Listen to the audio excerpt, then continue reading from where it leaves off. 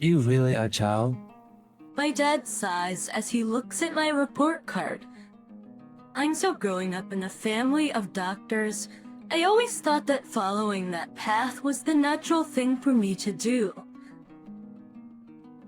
So, I've been studying hard since I was a child, and my grades have always been at the top of my class. To my dad, a doctor himself, that's apparently not enough. He says it has to be at the national level, or it doesn't count. He's hearing this again and again. I gradually grew to despise the profession of being a doctor. My name is Emily. Both my parents are doctors, and so are my relatives.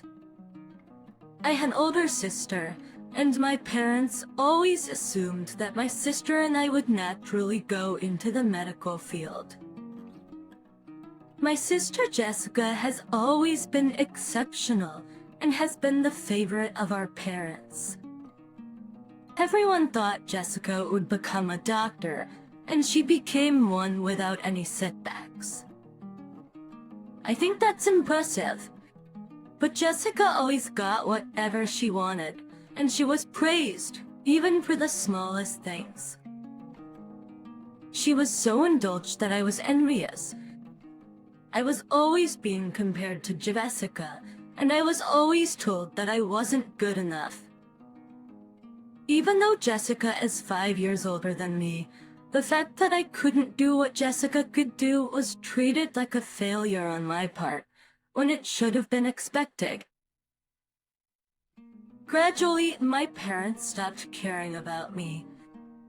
Pretending when Jessica was stressed from studying, she would verbally abuse me, and sometimes she even raised her hand in anger at me. But I never told anyone, knowing that my parents wouldn't believe me. I went to a college preparatory school, but I have no intention of going to college. After constant verbal abuse, I left home. Plus, I was already working part-time, planning for this, and I had enough money to get by for now. When I graduated from high school, I found a live-in job at a hotel in a tourist area, and they took me in. I needed my parents' consent because I was still a minor, but they wrote the consent form without a word. They probably just wanted me to leave, the failure that I was, as soon as possible. I hadn't contacted my family for over 6 months since leaving home, and I hadn't heard from them either. But as the end of the year approached, I got a call from Daddy. Cheers to come home for the New Year celebration. The relatives are gathering, and you'll be the host. Daddy said just that and hung up without waiting for my response. At home, it's a tradition for relatives to gather for a feast every New Year's. Since the relatives are all doctors, it's always been a painful experience for me. And of course, I always end up doing the odd jobs. Mom just gives me instructions, and Jessica, of course, ignores me altogether. I wondered why it has to be me, but I felt guilty about not pursuing a medical career, and it was easier to go along with it. I thought I wouldn't be called because I left home, but Daddy contacted me, so I decided to go home for just one day. So my hotel job was, of course, in its busy season. I couldn't take a long break. I planned to go home and leave quickly, using my job as an excuse. You're late. Everyone's coming soon. Why didn't you come back yesterday? But I'm busy at work this time of year, so it was hard to take even a day off. Stop making excuses. Hurry up and get ready. He wouldn't listen to me at all. Sighing, I entered the house where Mom was waiting. Like himself, there was no feeling of relief coming home, I just cleaned, cooked, and prepared drinks as Mom told me to. That stabilized. As the relatives gathered and the party started, I was out of the loop as usual, but that was more comfortable for me. Complaints about the hospital or gossip about patients. It was nothing but bad-mouthing others. I even thought that becoming a doctor made everyone talk bad about someone. For me, it was not a fun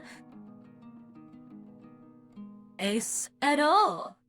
But Jessica seemed to enjoy mingling, looking down on other doctors and patients, making fun of them.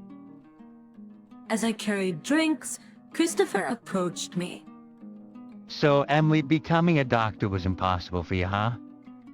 He said with a smirk, and I felt disgusted. I wanted to say that I hadn't failed to become a doctor. I just didn't want to. I don't want to be someone who can't live without demeaning others like you.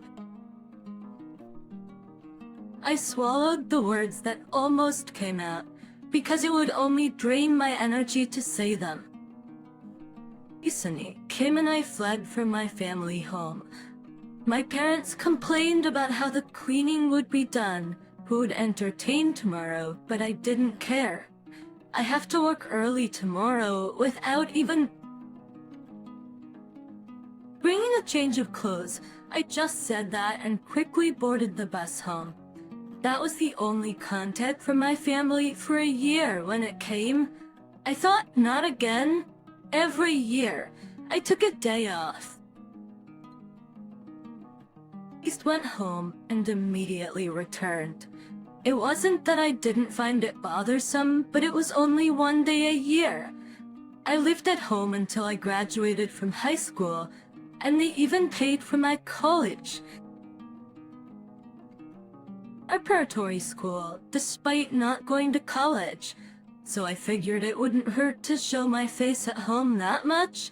7 years have passed since then, and I'm now 25. I still visit home once a year. It changed. It's that time of year again. I should be hearing from Daddy soon. As I started thinking that, the phone rang. I assumed it was Daddy, but when I looked at the screen, an unexpected name was displayed. I pressed the call button. I hardly ever get a call from Jessica. I picked up the phone fearfully, thinking something might have happened to my parents. But contrary to my fears, Jessica was in high spirits. She said with an excited voice. This attitude from Jessica was a first. I was confused and a bit scared. He has opened a few new hotels, so he has had more opportunities to be on TV. X to the pro-EONTs. As I said that Jessica happily replied, introduced me to him. I fell in love with him when I saw him on TV the other day. Plus, he's a young master, right? I think he'd suit me. Introduce me to him. I fell in love with him when I saw him on TV the other day. Plus, he's a young master, right? I think he'd suit me. I was at a loss for words. But to think she'd contact me for something like this. What does she mean by suit me, gentle Alexander and Jessica, who likes to look down on others, would never match? While I was lost for words, Jessica continued the conversation. Oh, I see. You, a lowly worker, wouldn't have a chance to be close to the CEO. Maybe you've never even met him? Even if you have, a plain woman like you wouldn't stay in his memory. Even though I didn't respond, Jessica kept talking, satisfying herself. I tried to interrupt, but Jessica's momentum was unstoppable. That's right. Do you know when the CEO will come to your place? I'll stay over that day. If I can meet him face to face, he's mine. He won't resist a beauty like me. So make a reservation and let me... Now, of course, since I'm going out of my way to stay over, you'll have to cover the lodging costs. I was speechless. But Jessica, aren't you having arranged meetings for marriage? A patient and our family, it's customary to be married by 30 and many go through arranged meetings. I thought Jessica had done that already, but what does this mean? Gosh! It's arranged meetings. There's no one decent. The other day, it was a 35-year-old guy introduced me to someone who matches me. Actually, you're a CPO. I was disheartened by hearing that. So Jessica looks down on even her arranged meeting partners. That doesn't mean I have to introduce her to Alexander. I told her it was impossible and hung up the phone. A month later, on New Year's Day, I went back home for just one day. I planned to entertain my relatives as usual and then leave quickly. But this year, my relatives were unusually intrusive. You work at a hotel, don't you, Emily? I can't believe you can keep up such a low-end job. Christopher said, followed by Mom saying, "Indeed, we're impressed you can do a job that's not as essential as ours." Even Daddy chimed in. I'm glad you left the house early. Now I don't have to hear from the neighbors about what you're doing. I'm sorry I'm such an embarrassment. I knew they felt that way, but hearing it all at once was indeed sad. You don't have any redeeming qualities, so you'll be alone forever, right? What will you do? Her words made my sadness disappear. I wanted to give it right back to her. I had finally released the emotions I'd been holding back against Jessica. Jessica, you're 30, aren't you? You're 5 years older than me. What are you going to do if you keep having such high expectations? You'll be left behind. I blurted out those words, and Daddy was furious. How dare you say that about Jessica? Apologize now. My parents were always on Jessica's side. Jessica was their only darling. If that's the case, I wish they would live as a family of 3 forever. I sighed, ignoring Daddy's rage. That seemed to make Daddy even angrier. It was with that attitude. Who do you think raised you this far? Was nodding beside Daddy. The relatives were the same. It was the consensus of all the relatives. I felt completely fed up with that thought. But before I could open my mouth, Daddy yelled, "Jill, is a failure like you are a shame to our family. Get out now!" The expression on his face was clearly mocking me. I took a deep breath and opened my mouth. I won't be coming here anymore after this year.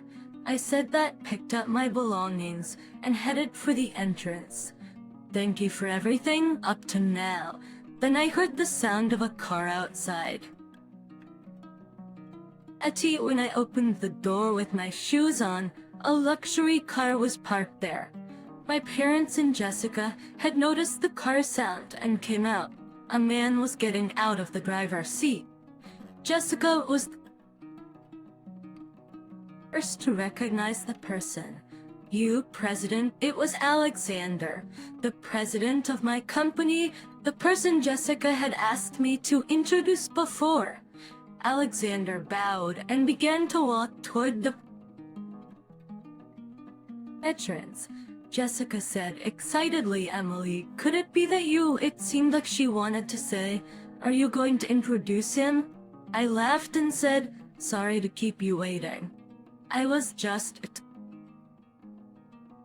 leaving," I said to Alexander, and he also smiled. "Thought it was about time, so I came to pick you up. Our conversation left my parents and Jessica in a state of shock. Behind them, I could see the faces of the relatives who had come out to see what was happening. Daddy was staring at Alexander, dumbfounded. Alexander walked up to Daddy and apologized for his late greeting. Following that, I leaned close to Alexander and said, "He's my fiancé. We're getting married next month." How was that Jessica's voice, my parents' voice, or both? I said with a laugh, "But I have no intention of just inviting you to the wedding. I have no lingering attachment to this house, so I don't think I'll be coming back. It seems this wasn't the place for me to return to after all." After Alexander proposed to me, he said he wanted to greet my parents, so I explained my situation up until now. Everyone noticed the problem in my family due to my reluctance to go home, and they understood what they heard about the bad reputation of the hospital. Jessica had spoken about it too, so Alexander decided to come and pick me up. Ignoring my stunned family, I continued. "Speaking of which, there's a new hotel opening near Daddy's hospital. I'm involved in the project, and when I was doing the local research, I found out that Daddy's place has been involved in multiple medical malpractice and scandals. Is that right?" Daddy's face changed color at this. "You're not involved in this, are you, Daddy?" The local people were so shocked by the bad reputation. That's why I'm excited to make the hotel business a success and please the locals. In contrast, Daddy and Jessica looked pale. Since I had told my fiancé Alexander everything, he simply opened a passenger door without any unnecessary interaction. I met Alexander right after leaving home. Under the previous president's policy, Alexander, the next president, was working in the field, and we became close friends. I heard later that he fell in love with me at first sight. But unlike before, where I was constantly denied, the more I worked hard, the more I was appreciated. I worked hard because I enjoyed it. He seemed to like that attitude too. Alexander took over as president after the previous one fell ill and proposed to me about 6 months ago. His words asking for my support resonated with me. Since accepting the proposal, I've been learning various things, focusing on business studies. I realized that I don't hate studying, but rather enjoy gaining various knowledge. What I hated was studying only to become a doctor. When I find something fun, I tend to look into it, and the more knowledge I gain, the more I want to do. Emily, what's going on? I'm no longer a daughter of this house. Goodbye. Leaving my confused family behind, the car quietly drove off. Later, the new hotel opened successfully, and I was busy working on site from the first day when it was fully booked. Then my parents and Jessica came. You came to see what kind of work you're doing and to stay over, prepare the room quickly. Seeing this, Alexander rushed over to send my family away, but they stubbornly caused a commotion in the lobby. Since I wasn't getting anywhere, I had the security guard step in. Oh, it's you, the teacher. Seeing Daddy being escorted by the security guard, she seemingly found it amusing and shared it as a funny story at work. Afia, it turns out, is a neighbor and friend to the front desk staff. and one of them told me about it. Naturally, the rumors spread throughout the hospital, causing Daddy and Jessica some embarrassment. As for Mom, she used to work at the same hospital but has since retired. However, her retirement was in name only, as the truth was she was forced to quit due to a scandal. I accidentally heard Avia slipped this information. I had another job to attend to, and was at a different hotel when my parents and Jessica came to the hotel again. Frustrated at their audacity, I had no hesitation in calling the police, and they were taken away for obstruction of business.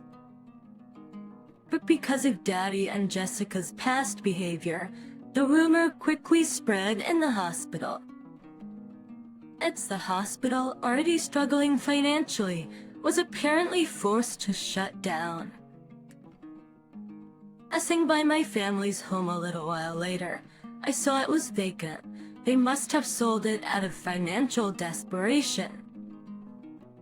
I also heard rumors that Jessica's attempt at matchmaking had failed, so maybe various local gossips forced them to leave. I've changed my cell number so they can't contact me, and of course, I have no intention of contacting them either. As with the opening of the new hotel settled, I'm looking forward to my wedding next month. With wonderful Alexander by my side, both my work and personal life are looking brighter than ever. But a few days after she called us in a panic begging, Are you done packing yet? Please make it quick. We plan to remodel your rooms once you move out. My oldest son's wife, Sarah, said impatiently, not even offering to help us pack.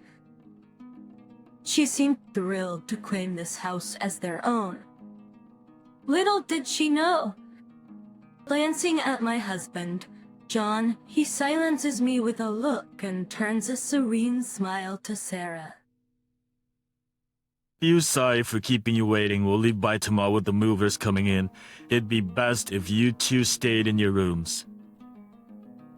We were leaving the furniture and appliances that we shared with Sarah and David behind.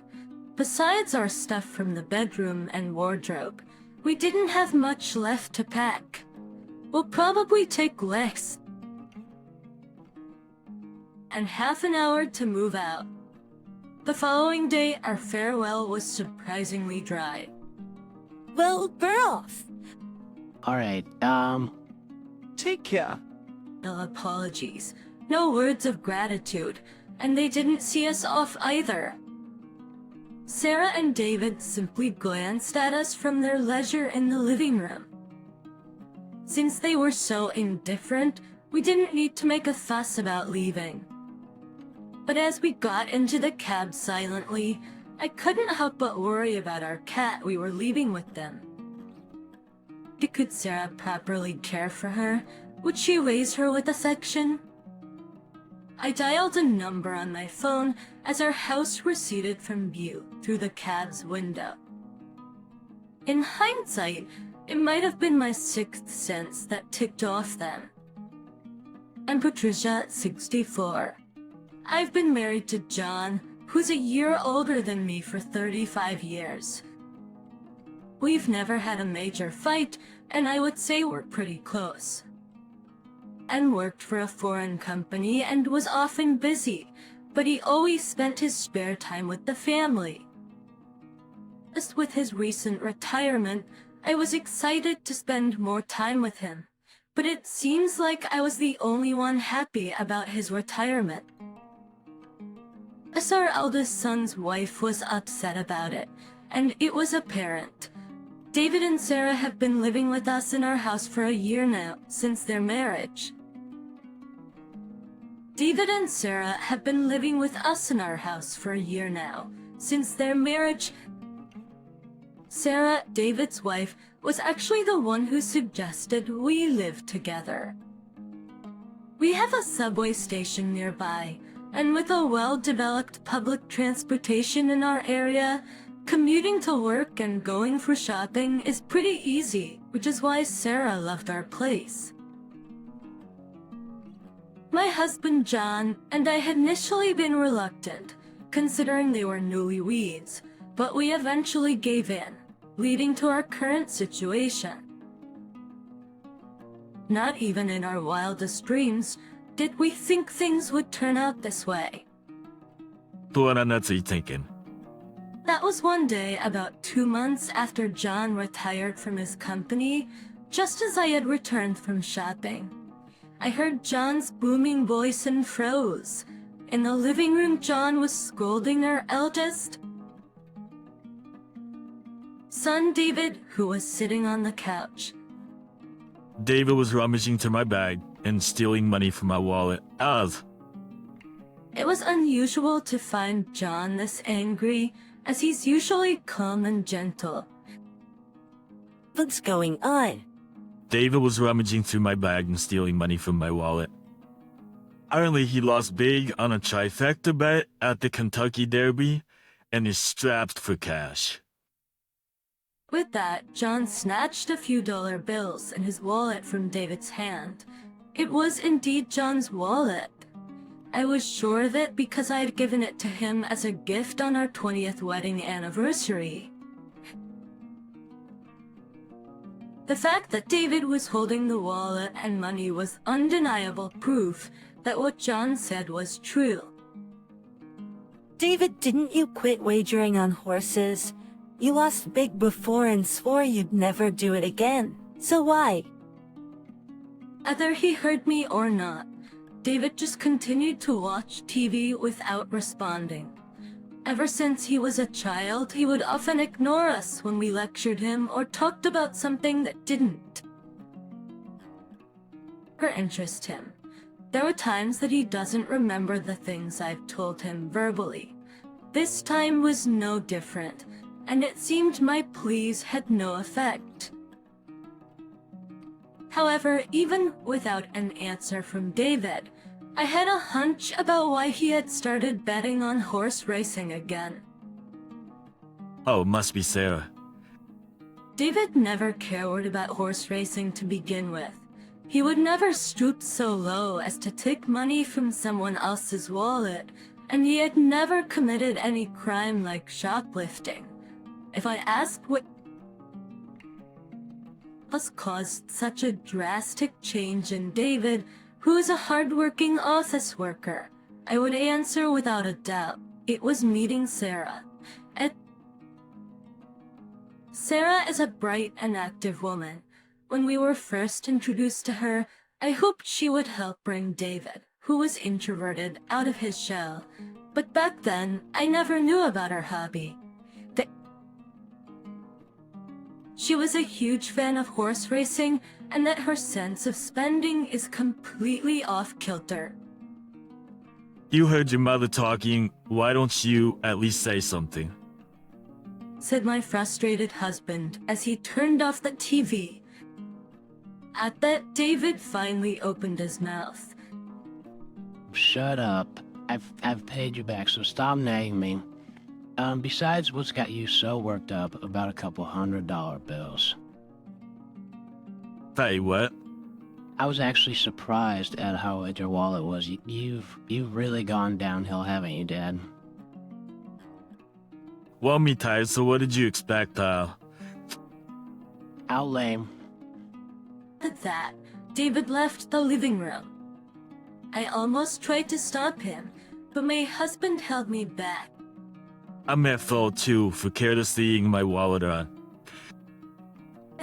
Repeatedly scolding him isn't going to help, but his attitude is far too unacceptable. This is too much. John has never been the kind of person to flaunt his role as the main breadwinner of the family, but it's a plain fact that it's thanks to him that we are able to maintain our lifestyle, and provides for David and his wife as well. They're able to save on rent and living expenses as well, since they always come up with an excuse not to contribute to the household's expenses. So it's my husband who's been covering majority of our expenses. That's again. And yet, instead of respecting John, David disparaged him. David's comments were unacceptable, but I was also enraged with his wife for introducing him to gambling. A few days later, still feeling uneasy, I decided to ask David's wife directly. It seems like David is struggling with money lately. Do you know anything about it? Oh, he apparently took a big hit at the Kentucky Derby. You knew about it? Yeah, after all, I was the one who suggested we go together. Asked as I thought. Sure enough, David had been drawn back into horse racing by Sarah. Why would you do such a thing? David was trying to quit horse racing. Is that so? I had no idea. Actually, emotions. I was taken aback by her reply. Certainly, both David and Sarah as a couple were earning their own money, and they could spend it on whatever, as long as they had food, rent, and clothing covered. But you two are a married couple, right? You might even have kids in the future for their sake as well. We've decided not to have children. We don't want to give up the things we love just to be tied down raising a kid. And I was shocked again by her response. There was too much information to process all at once, but in a way, it made sense. Having children would require you to have more savings by tens of thousands of dollars, which is probably why they can be so careless with money. But even without children, a married couple is still a married couple. But as a couple, you should support each other when in trouble, right? David is in trouble right now.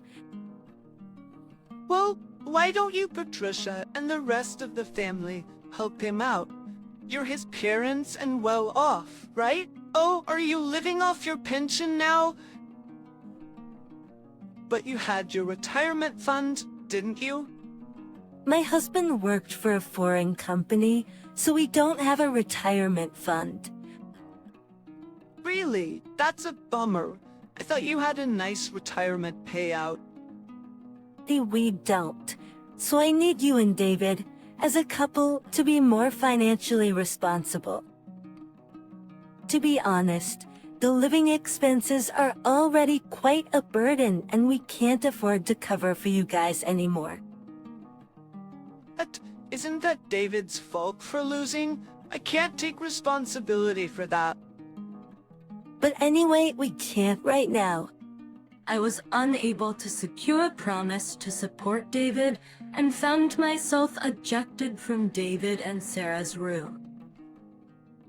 As a week passed, and David's financial problems remained unsolved.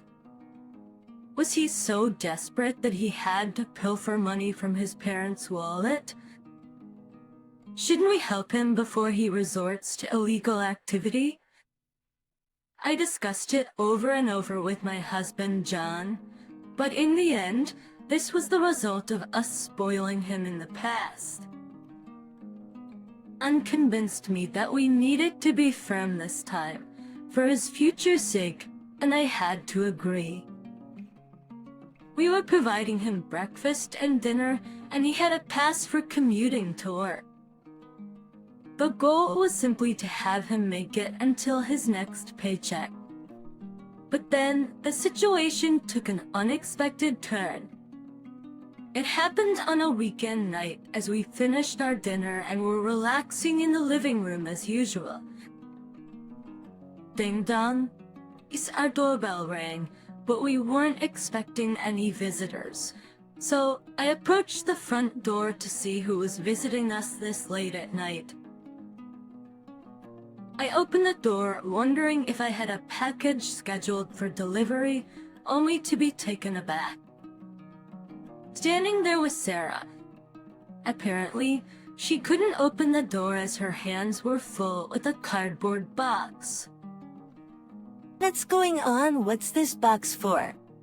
As I hurriedly took the box from her, a rustling sound echoed from within, causing me to let out a scream. In an instant, the box opened, and I found myself face to face with the animal inside. There, it was a cat. Isn't it cute? I found it abandoned on my way home, she said with a proud grin. I was momentarily stunned, but I quickly remembered the gravity of the situation and yelled toward the living room. John, go to our bedroom and shut the door immediately. I then closed the box and pushed it back toward Sarah. Sarah, I'm sorry, but we can't keep a cat in our house. John has a severe cat allergy. Why's that? I explained to the confused Sarah that my husband, John, has a severe cat allergy, in addition to developing inflammation upon contact with cat saliva. He also suffers asthma-like symptoms when inhaling cat hair or dander. A term in addition to developing inflammation upon contact with cat saliva. My husband also experiences asthma-like symptoms when inhaling cat hair or dander. There was even a time in the past when my husband was rushed to the hospital because David had returned from a friend's house, which had cats, with his clothes covered in fur. I thought I had already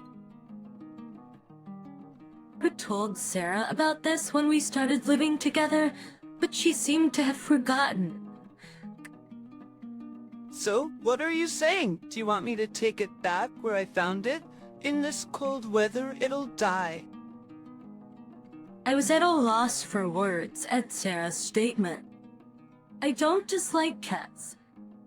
I couldn't possibly tell her to return it to the freezing cold outside.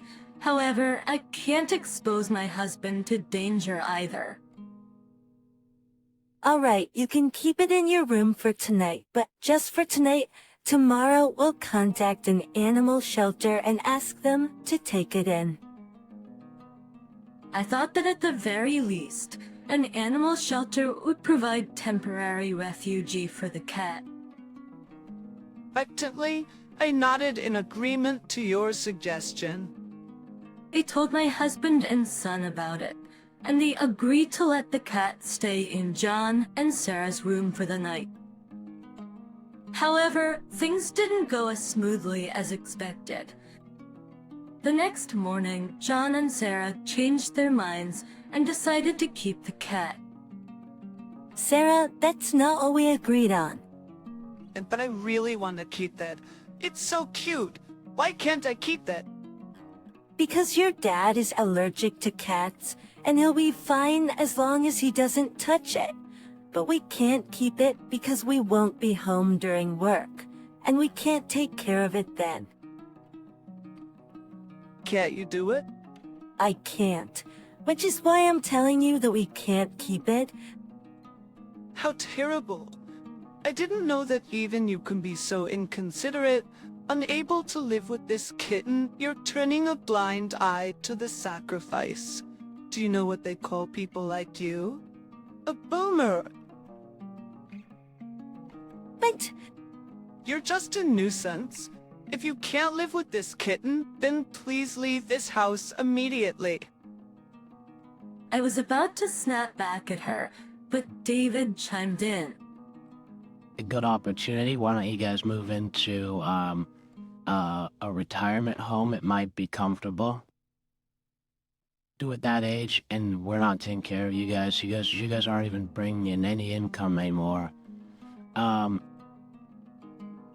had enough, you guys. Heights. Suddenly, my husband, who'd been silently listening to our argument, interrupted me. Since last night's incident, he's been wearing gloves and a mask and keeping a distance from David and his wife. I felt sorry for making him feel uncomfortable in his own home. The reason we can't keep the cat is my fault. I will take your advice and leave. John? As David said, this might be a good opportunity to consider moving into a retirement home. Saying that, John looked at me, understanding his intentions. I remained silent. Understanding his intentions, I remained silent. David and his wife probably took this as us giving up on our house. They suddenly became more cocky. Saw them like elders and me. You can go care of this house, so don't worry. And Nodigus, and but keep the property under your name. The paperwork and payments are pain. Moving into a retirement home can be quite expensive, you know. Please handle yourselves. Don't rely on us. We are helping. Moving into a retirement home can be quite expensive. You know, please handle it yourselves. Don't rely on us. We aren't helping. They seemed relieved, even joyful, at our compliance. This must be their true nature. Perhaps they picked up that kitten on purpose, hoping for this to happen. Until for the following week, I began packing while looking out for John. David and his wife, who had lost all reserve, continued to throw veiled insults at us. But they probably realized that if John collapsed, our move out would only get delayed. So they didn't let the cat out of their room, which was the only promise they kept. Igor, are you done packing yet? Please make it quick. We plan to remodel your rooms once you move out. John and I were leaving the furniture and appliances that we shared with Sarah and David behind. And beside our stuff from the bedroom and wardrobe, we didn't have much left to pack. I bet it won't... It can take 30 minutes to move everything out. This came the next day. Our farewell was surprisingly dry. Well, we're off. Alright, take care, no apologies. No words of gratitude. And they didn't see us off either. Sarah and David simply glanced looking at us from their leisure in the living room. Since they were so indifferent, we didn't need to make a fuss about leaving. But as we got in the cab silently, I couldn't help but worry about our cat we were leaving with them. Could Sarah properly care for her? Would she raise her with affection? I dialed the number on my phone as our house receded from view through the cab's window. In hindsight, it might have been my sixth sense that ticked off then. I did have some concerns about our life. After moving out, but things became much easier for me. After all, we had 2 less people to worry about. Everything from meals to making choices, I only had to put in half the effort I used to make. No need for considerations or worries. I felt like I had regained the freedom I had before David got married. About a week into this new daily routine, I received a call from Sarah one evening. After getting my husband's approval, I answered the call. Patricia, what's going on? Power and gas have been cut off. It seemed that she had just gotten home. She was so flustered that the call had accidentally switched to video, but all that could be seen on the screen was the light from a flashlight moving around. He's in a pitch-black room. I couldn't see her face. That's because we canceled the contract for our utility bills. Of course, they'd be off. What? What do you mean? Why did you cancel them? Are you trying to get us in trouble? Are you doing this because we kicked you out? Sarah, calm down. It's David there.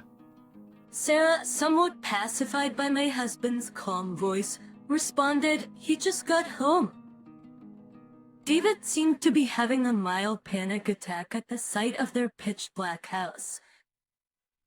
We waited for them to calm down before my husband explained the truth. We've actually sold the house, the new owner has been decided, and the handover date is coming up soon. That's why we canceled our utilities contract. Sold. We weren't told about this. Were you going through the process without telling us? We live here. I couldn't help but interrupt Sarah, hearing her entitled claim. Let's tell David about the contract and the handover date, even the progress. However, judging by Sarah's reaction, it was clear that David had not passed the message on to her. Rather, he may not even remember what he was told, given his habit of not listening. So over the past few months, the house had been in chaos due to meetings with real estate agents and potential buyers. David and Sarah, who are hardly home during the day, must have been oblivious to all this. There were plenty of chances for them to notice what was going on, but they missed them all. They simply never cared about what went on in the house, and that's on them. So I assumed you guys would move out soon after we did. Have you not moved out yet? Just immediately, a quarrel erupted on the other end of the line. Racist accusations were thrown around. It's your fault, I didn't know, EVP and honesty, we've been fooled, and so on. The image of David and Sarah arguing in the dark was both surreal and amusing. Even so, isn't it overbearing to proceed with this without our consent? I remember agreeing to this. Well, I did get a reply. When I asked if it was okay to sell the house, you said, yeah, sure. Technically, all I received was an absent-minded response from David, who was watching TV at the time. Still, he agreed to it. It's his fault for not listening and giving careless responses.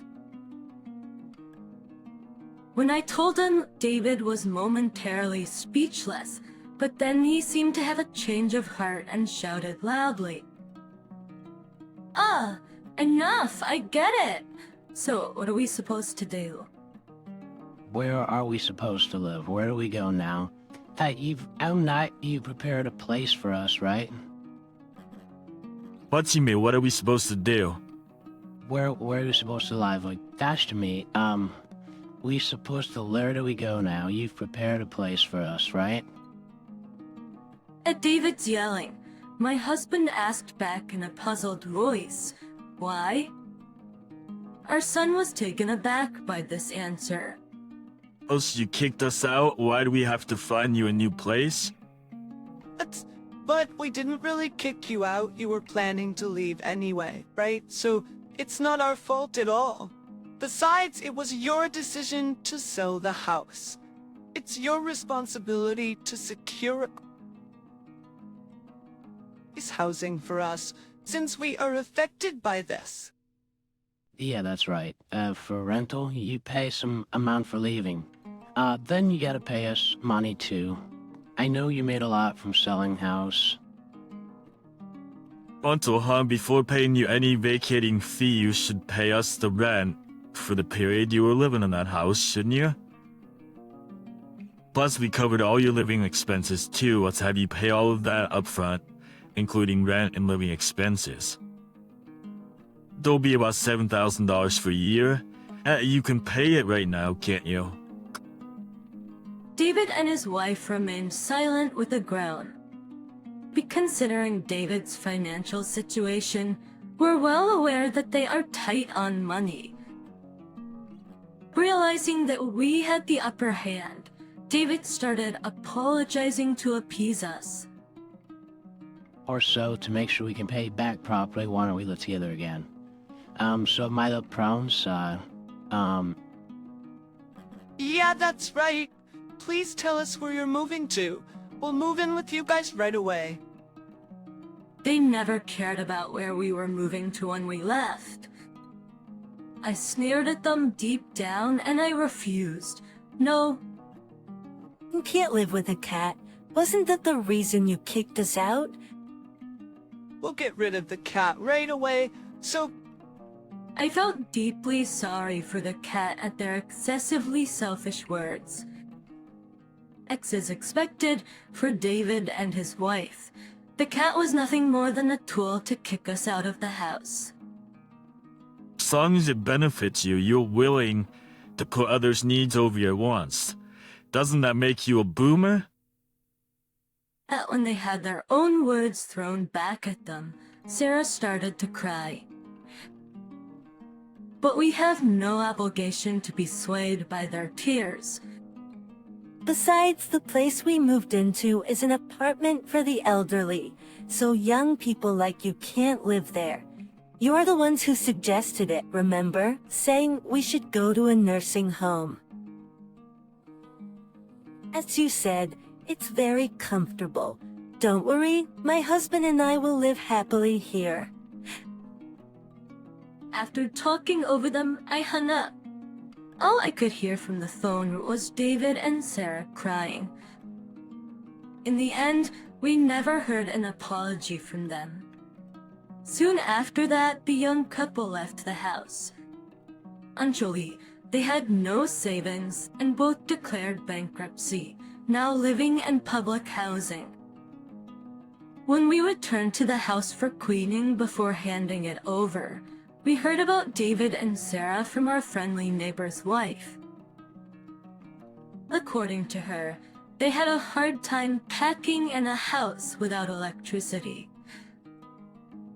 And as expected, they left the cat behind when they moved.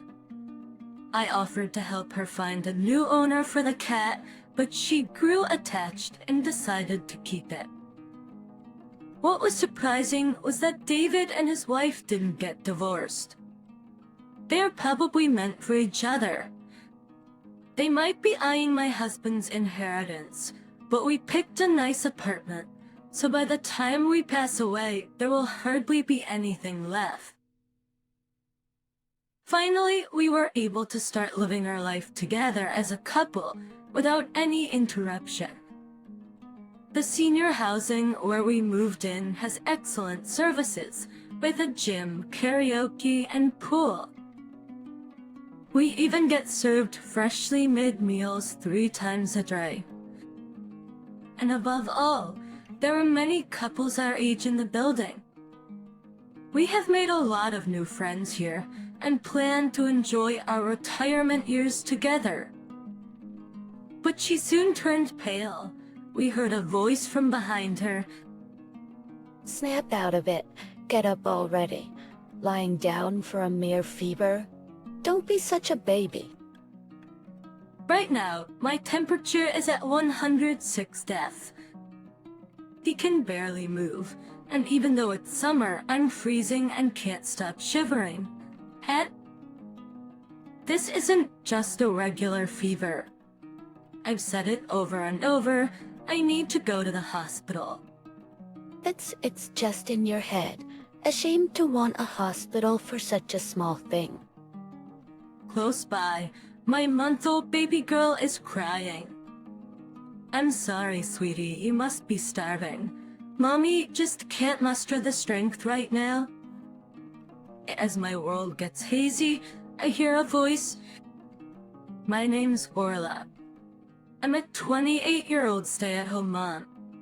I'm from rural Texas. I was drawn to the city lights and ended up in Boston for college. Initially, some people teased me for my southern drawl, but others found it endearing. I was fortunate to make many friends here. Now my southern accent is almost gone, and people are often surprised to find out where I originally come from. After graduating, I got a job at a local firm in Boston as a receptionist. That's where I bumped into Robert, who worked for a client. He eventually became my husband. The Brit's job at an international company often takes him overseas. We didn't get to see each other much, but after dating for 3 years, he popped the question one Christmas. Our wedding was a joyful occasion with college friends, colleagues, and family. Everyone was there, celebrating our love. With tears streaming down, my mom held me close, saying, "You deserve all the happiness." She said, "You deserve all the happiness." Actually, life felt perfect, until I moved in with that HI devil. Robert grew up as an only child, living with his folks. They were genuinely warm and welcoming when we first met, making me believe they were genuinely kind-hearted. The age gap between Robert's parents is more than a decade. His mom had him when she was just a teenager. She's nearing her 50s now, but looks so youthful. She often chimed in saying it's so lovely to have Orla with us. Right, honey? They certainly absolutely if you ever face any trouble. It just let us know. I thought, I'm so glad they're understanding. I've heard about those classic mother-in-law versus father-in-law tales. But with this smile, I think I'll be okay. I felt at ease. That the first time something felt off was right after we got married. During a work break, I received a call from my mill. Picking it up, I heard, "So, when is Orla moving over?" Her voice was cheerful as always, but I definitely sensed malice in her words. Robert had moved into my place after our marriage because our workplaces were nearby, and it was attached to that space. I thought, did she just call my house a dog's kennel? I said, I'll discuss it with Robert before hanging up. That night, I told Robert about the call. He felt the same way I did and immediately called Miles, say, "Hey mom, I talked to Orla and we're not planning on living with you." Yep, bye. He asked, "What did Nell say?" He replied, "She sounded a bit disappointed, but she got it." I sighed in relief. Later that night, I got a message from Neil saying, "That's too bad." I apologized the next morning, but there was no reply. As time passed, and I discovered I was pregnant. Both our families were thrilled, but it seemed I had severe morning sickness and spent most of my day in the restroom. I ran out of paid leave and had quit my job, feeling guilty. After a while, although I still felt some nausea, I could manage some household chores. I always looked forward to the prenatal checkups, watching our little one grow whenever Robert could take it. If he'd day off, he'd accompany me. If he couldn't, Mel, who lived in the same city, would drive me. An upbeat Mel remarked, "It's exciting. I wonder if we can find out the baby's gender soon." Actually, It's definitely a boy. We need an heir. I could only respond with a nervous laugh. At a subsequent checkup, we learned our baby was a girl. I hesitated but informed mother-in-law. She paused for a moment but said, "No matter the gender, it's still my grandchild," relieving anxiety. When I told Robert, he was overjoyed. He sent tons of photos of cute clothes and toys, even during work hours. "I can't wait to meet you. Please be born healthy," I hoped every day. After news, the pregnancy progressed into the later stages. The baby's movements became more pronounced. Starting my mornings with a hellos and ending my nights with a good night, I constantly chatted with by my baby. Feeling those little kicks was absolutely heartwarming.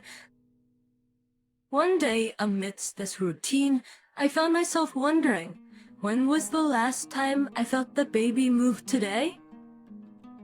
Even though I had just entered the final stretch of my pregnancy, our baby was a bit smaller than average. The doctor had mentioned that it would be best if the baby arrived around the expected due. Then, feeling anxious, I quickly called our local maternity clinic and rushed there by taxi. I also informed my husband, who assured me he'd be there as soon as possible. Upon arrival at the clinic, they immediately hooked me up to a monitor and noticed that our baby's heartbeat was weak. Trying to keep me calm, a nurse gently said, "It's okay, your baby just seems eager to meet you. That's all." After a short consultation among the doctors, it was decided that an emergency C-section was necessary. An hour later, I gave birth to a 2.5-pound baby girl. That night, sleep eluded me due to the pain. Of course it hurt. They had cut into my belly. To prevent blood clots, I had to shift my body every such my butt. 2 hours, but every movement brought sharp pain. Oh, Orla, there's something I need to discuss with you.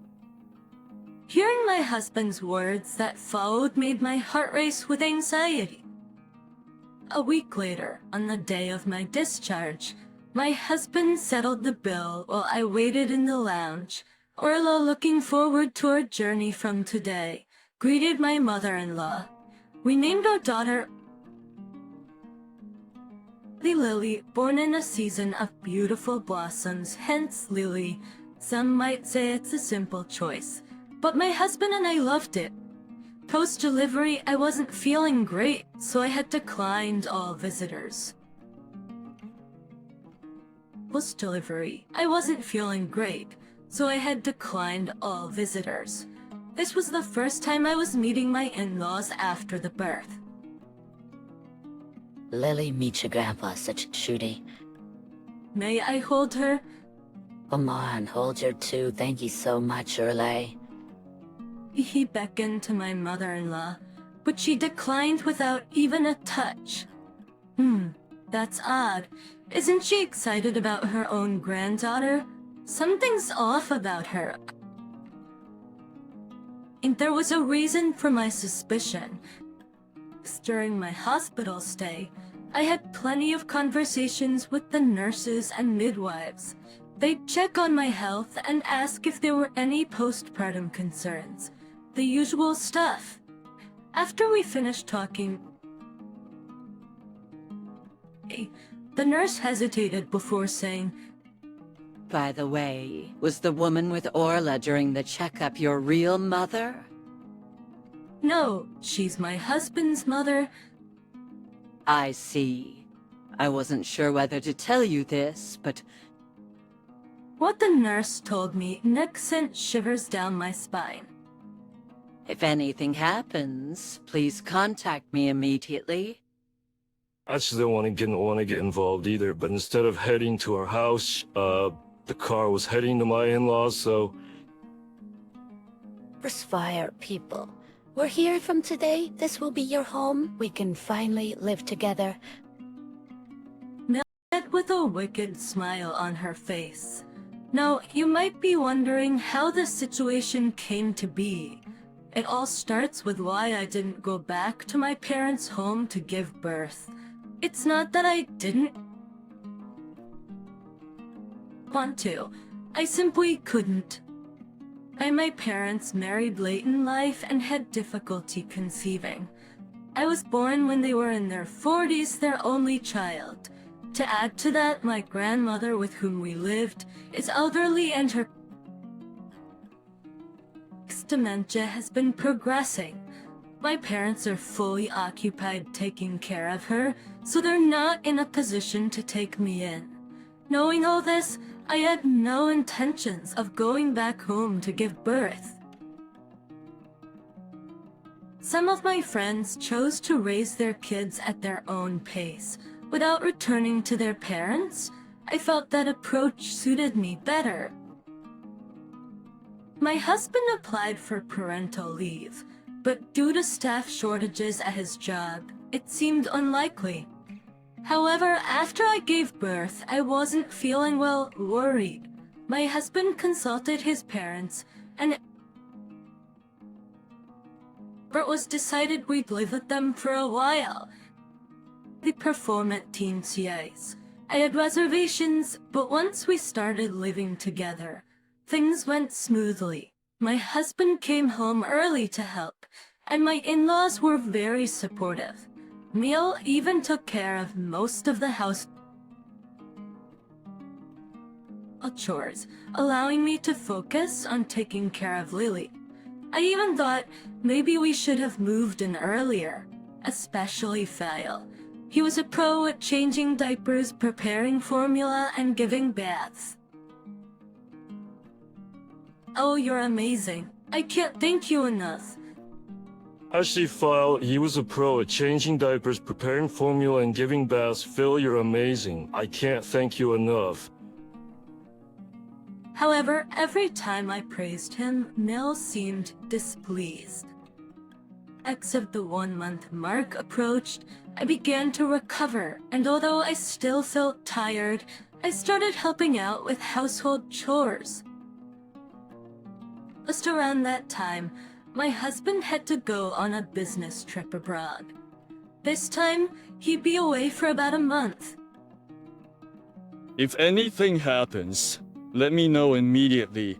I'll come flying back. It's okay, Phil, and the rest are here.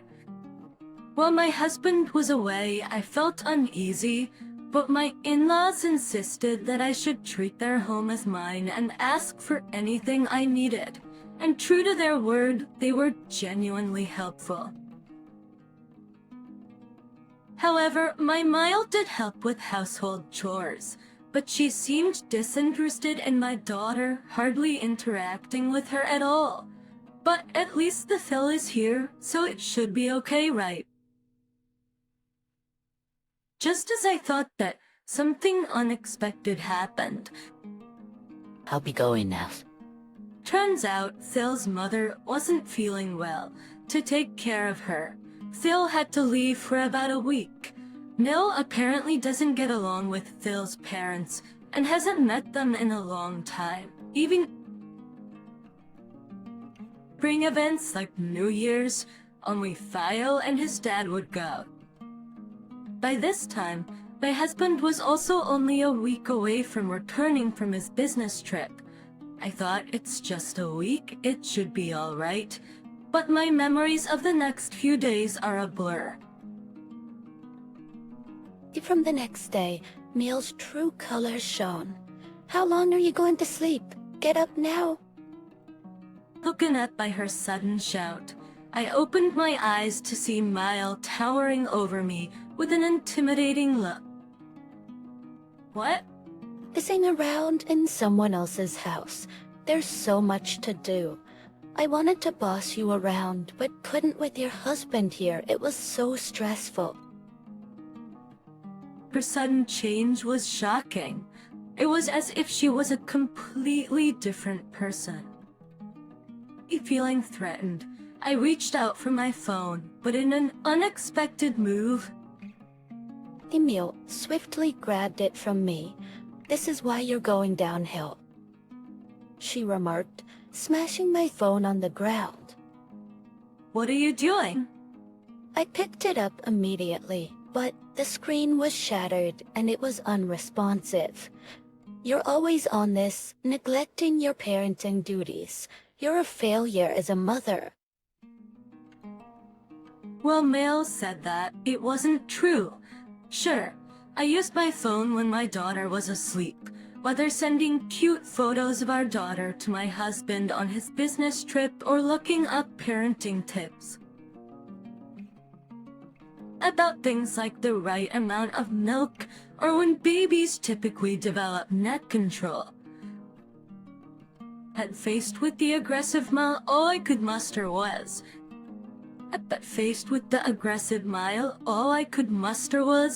I'm sorry. The following days were a nightmare. Miles stopped doing any chores and worked me to the bone all day long. Even while taking care of my daughter, I had no time to rest. My chest, it hurts again. I had been feeling this pain for some time. There was a lump when I touched it, and it felt hot. I couldn't discuss it with Thiel. Perry and Mill brushed off my concerns multiple times, saying, "It's all in your head, you're just overthinking." Emil, my chest really hurts. Can you take me to the hospital? What? No way. I don't even want to touch a child like that. What's with that C-section anyway? Can't you have a child normally? So I couldn't believe my ears. She really doesn't think of my daughter as her grandchild. Get up now. What's this fuss over a mere fever? Stop being so needy. And then it happened. I heard a man's angry voice. Mel looked panicked, saying, "What? Why are you here?" Hearing that voice, whether from relief or exhaustion, I passed out. But Orla, thank goodness, I'm so sorry. I'm truly sorry. My husband was there, tears streaming down his face as he looked at me. In my husband's arms, I could see Lily sleeping soundly. From what I was told, it seemed I had developed mastitis. They administered antibiotics, and my fever had subsided. I felt much better. Curiously, I asked my husband, "Why are you here? What about your business trip?" He replied, "You stopped communicating that's of a sudden, and my mom just kept saying everything was fine." Alfie stopped communicating all of a sudden, and my mom just kept saying everything was fine. Also, the maternity clinic contacted me. They were concerned when you didn't show up for your checkup and couldn't get in touch. Apparently, when I didn't show up for my checkup, the clinic became suspicious. They reached out to my husband instead of me. Although my husband was unreachable overseas, he had informed them of his workplace, so they contacted him through his company. Realizing the gravity of the situation, he spoke with his supervisor and urgently returned to the States. He said, about my mom, she claims she wasn't in her right mind because of the heat, but I can't accept that. It's okay, I'll see her. Thus, after being discharged, a meeting was arranged. But when we arrived at my in-laws, my feel had returned and exclaimed, "I'm truly sorry for everything. You apologize too?" My meal sat meekly but glared at me. As soon as you were away, Orla, you just left everything to others. It made me want to be a little mean, she began. Betsy, I'm sorry, but I couldn't stand it. As soon as you were away, Orla, you just left everything to others. It made me want to be a little mean, she began. And with that, she burst into childish tears. "What are you even saying? You liar, you're talking about yourself. I will never forgive you." Everyone looked at my Maya with cold eyes. Perhaps realizing her ridiculousness, she looked up. "Are we done with the theatrics?" Pep stood up and retrieved cameras I had secretly installed around the house. I played back the footage in front of everyone. Of course, the video showed my male berating me and treating me like a servant. The cruel words she spoke to my daughter were also clearly captured. What is this? This is an invasion of privacy. I'll sue you. And shut up, you've done something unthinkable. No, you got it all wrong. I think the heat messed with my head. Bill rambled on with incomprehensible words. Has Miles' mind always been like this? You barely took care of your own children, yet you have the audacity to criticize my parenting. The truth is, Neil, having had a child at a young age, still had a strong desire to enjoy her youth. She would neglect Robert, leaving most of the childcare to Phil and his parents. No wonder Phil was so good at... That's why Phil's parents had such a strong dislike for Neil. Though divorce crossed his mind, he felt responsible for putting such a young Neil into the role of a mother and couldn't bring himself to take that step. By the time Robert was old enough to understand things, Neil began to show a little more care, so Phil felt relieved.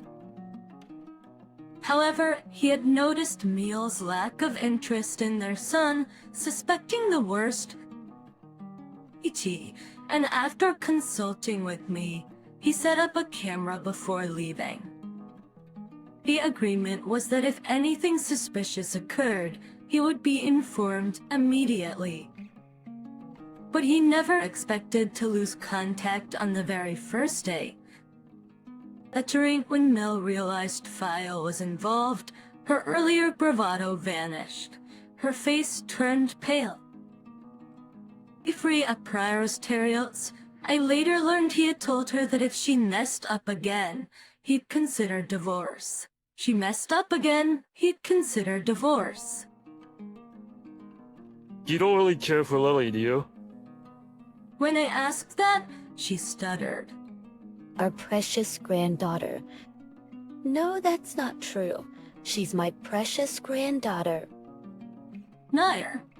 Hiding to spill the beans, I told her about what I had learned from the nurse at the maternity clinic. From the time Lily's gender was confirmed, Neil had been calling the clinic repeatedly. Her requests were outrageous, asking things like, "Is there any chance we could still have a boy?" Apparently, they didn't tell me to avoid causing me stress. Eventually, the head doctor took charge, and the calls stopped. Hearing this, I felt nothing but disdain and wondered how she could treat human life so lightly. I'll start getting out leave now. Robert, you're on my side, right? Realize, are you serious? After what you've done to my precious Lily, I don't even see you as my mother anymore. Stay out of our lives. His mother looked shocked. She turned to me, pleading. Miss Orlai, I'm sorry, I apologize. Please convince him and Lily for me. But my mind was made up. I never want to see her face again. I tossed her purse to her and locked the front door. She caused a scene for a bit, but when our neighbors started coming out to see what was happening, she, perhaps out of embarrassment, hurried away. What happened after? My in-laws went through several discussions with their lawyers. She tried to reconcile many times, but his feelings had completely cooled off. In the end, she reluctantly agreed to the divorce. This is thanks to the property settlement from him. She won't struggle financially for a while. But she's still in her late 40s. Well, sooner or later, she'll have to work. I'm not sure if she, who's never worked a day in her life, will manage, but she should face some hardships. As for us, Robert's company opened a new branch in Texas, and he had been wanting to transfer there. We decided to move. Our new home is just an hour's drive from my parents' place. Every weekend they visit, completely smitten with their granddaughter. Little Lily, who was born tiny, has grown so much she's off the growth charts. My Phile sold his house and started living alone. My father-in-law sold his house and started living alone. He's always been good at housework, so he's living comfortably. We video call often, and he always shows up for his granddaughter's special events. After everything, I've decided to cherish my family more than ever. Listening to Letford and my husband, Raymond, and I made a big decision regarding living arrangements. Hi there, I'm Rathi, a woman in my 20s. My husband, Raymond, and I are married but don't have any kids. For the first 2 years of our marriage, we decided not to have children to enjoy our time as a couple. As our 3rd anniversary approached, we started considering having kids, but then something unexpected happened. Assistant Fire, my younger brother, was getting married, and our parents helped him with the cost of building a new house. They kindly offered to give us some financial help too. With that, we planned to build his house in the next couple of years. But then came a request to live together with my in-laws and my sister-in-law. We had discussed living with my in-laws when we first got married, but I had declined wanting to judge if we could get along with them. I had set some conditions if we were ever to live together. That's that my sister-in-law would have to be married and move out. That if she ever got divorced and came back, we wouldn't live together. And that the land deed would be in my husband's name to avoid potential disputes. My sister-in-law was still in college and wasn't looking to get married anytime soon.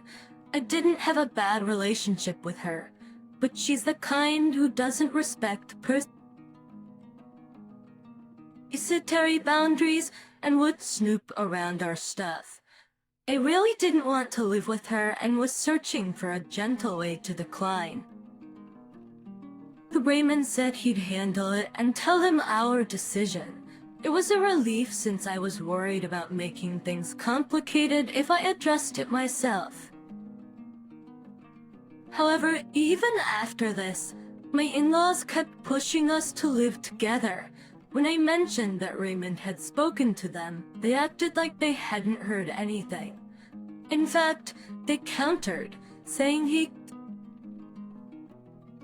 seemed open to considering it. I was baffled by their response. From their tone on the phone, it seemed they were equally, if not more, puzzled.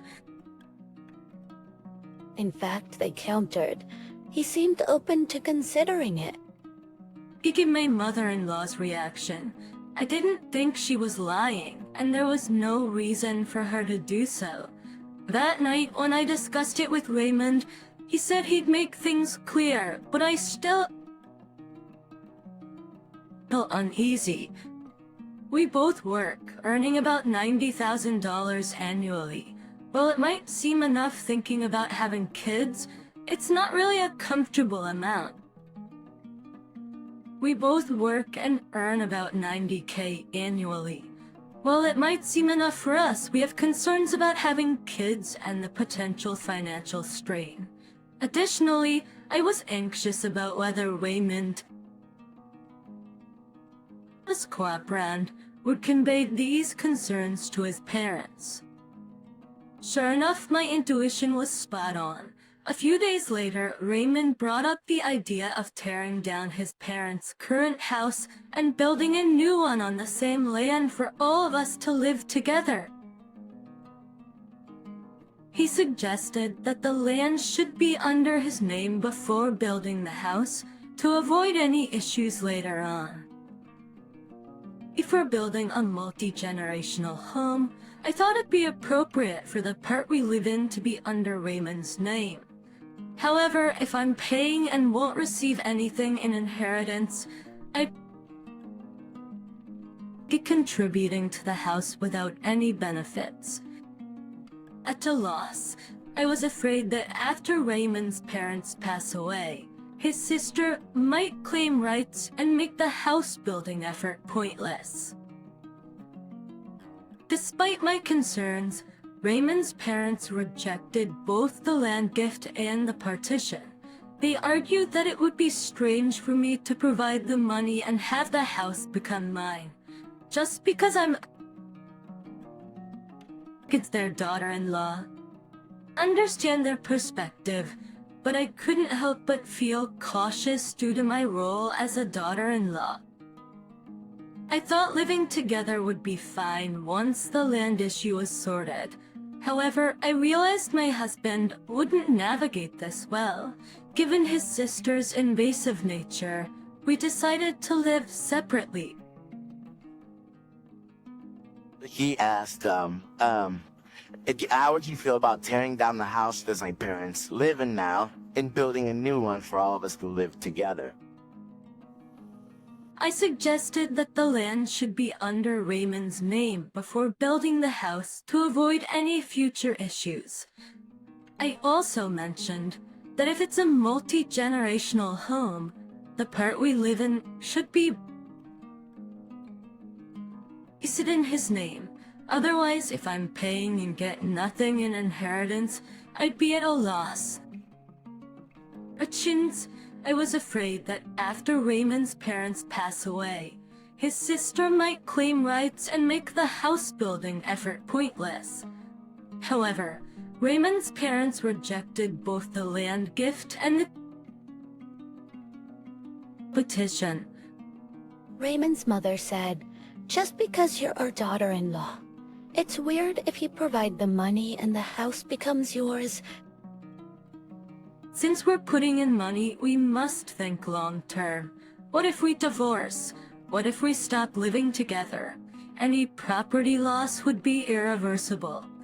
Being a daughter-in-law makes me even more anxious, but Raymond's parents and his sister only insisted on their perspective. And despite my concerns, I realized my husband wouldn't navigate this well. Given his sister's invasive nature, we decided to live separately. However, my husband's stance remained vague. Months passed, but with no change. And when I confronted him in frustration, he said he couldn't decide alone. He suggested, "We're gonna discuss this weekend. I can't decide alone." But to make progress, we arranged a meeting at Raymond's parents' place over the weekend. Yet, during the meeting, Raymond agreed with whatever I said and whatever his parents said, without ever taking a of stance. Exasperated by his agreeing to both our opposing views, I called off the new house plan. I told them we have opposing views, and we're getting nowhere. Building a house is impossible now. You four can discuss as you like. After abruptly leaving my in-laws' house, I came home and made my stance clear to my husband a few hours later. I am no longer interested in building a house under these circumstances, whether live together or not. Let's live together or separately. And just so you're clear, I won't be contributing a single dollar. If you want a home to live in with your parents, you'll have to fund it yourself. Rather than defending or opposing, my husband seemed hesitant and said little. A few days later, my sister-in-law showed up. She immediately burst into tears at the doorstep, berating me for being a terrible wife, wanting to avoid causing a scene for the neighbors. I suppose so, and Sigprind is reluctantly let her in. How could you abandon your parents?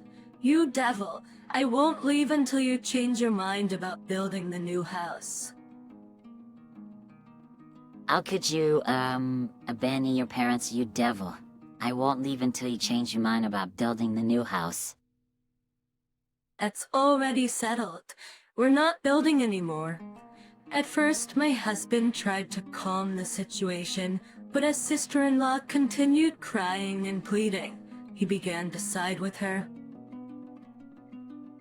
After all, both our parents were looking forward to it, and I can't bear the thought of them living in that old house for much longer. Their parents' house is about 50 years old with a leaky roof, creaky floors, and probably won't last another decade. Yeah, when you wouldn't let you getting used wife, I gob. You know, it's like after college, it's like time to use others without any sacrifice on your end, so like... I've up with their behavior.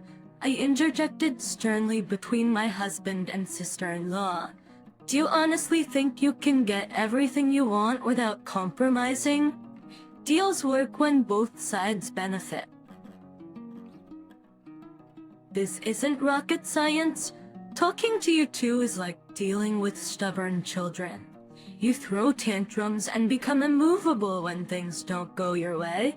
I'm contributing the money, so of course I have conditions.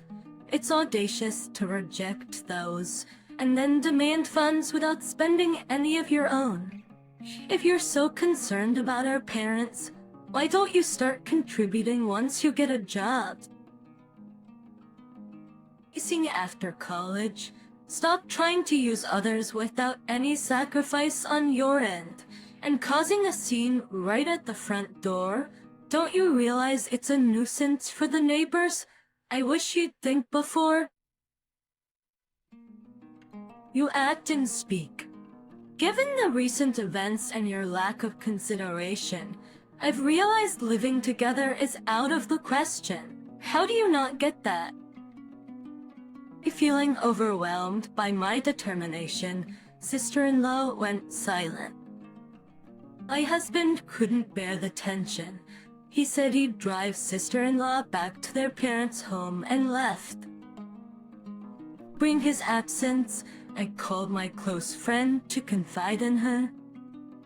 I confessed my dilemma, whether to take some time away from my husband and his family, hoping time would mend things, or to persistently seek understanding through conversation. My friend responded, emphasizing he might be unwavering in her stance, but they probably won't bend their beliefs either. Believing that through discussions everyone will understand each other is merely an illusion. There are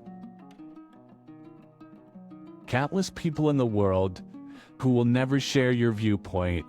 You either need to put distance between you or consider divorce. Otherwise, you'll just end up being used for your money.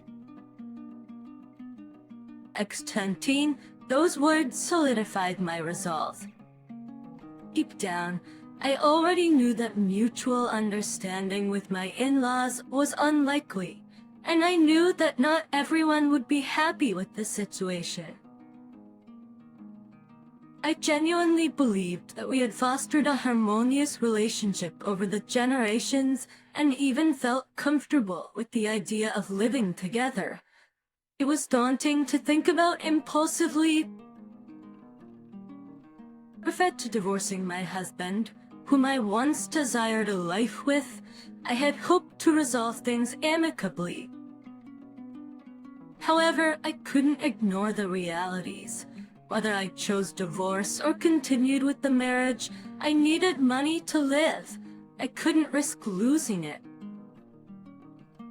If you don't stand your ground, especially where money is concerned, you'll regret it. There's no way this can be resolved smoothly.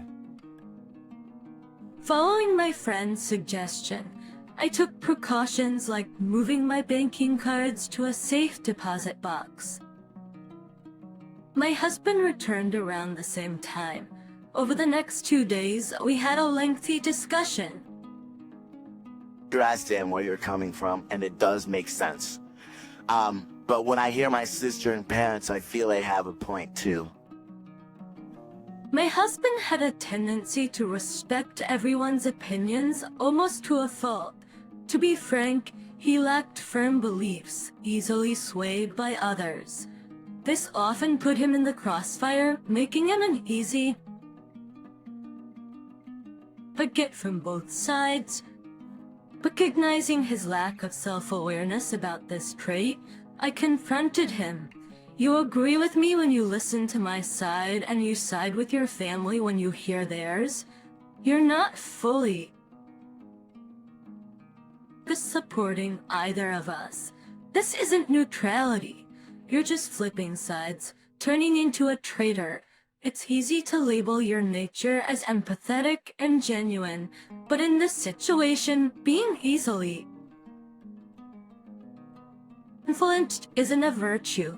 What do you want? Do you want a life with just the two of us?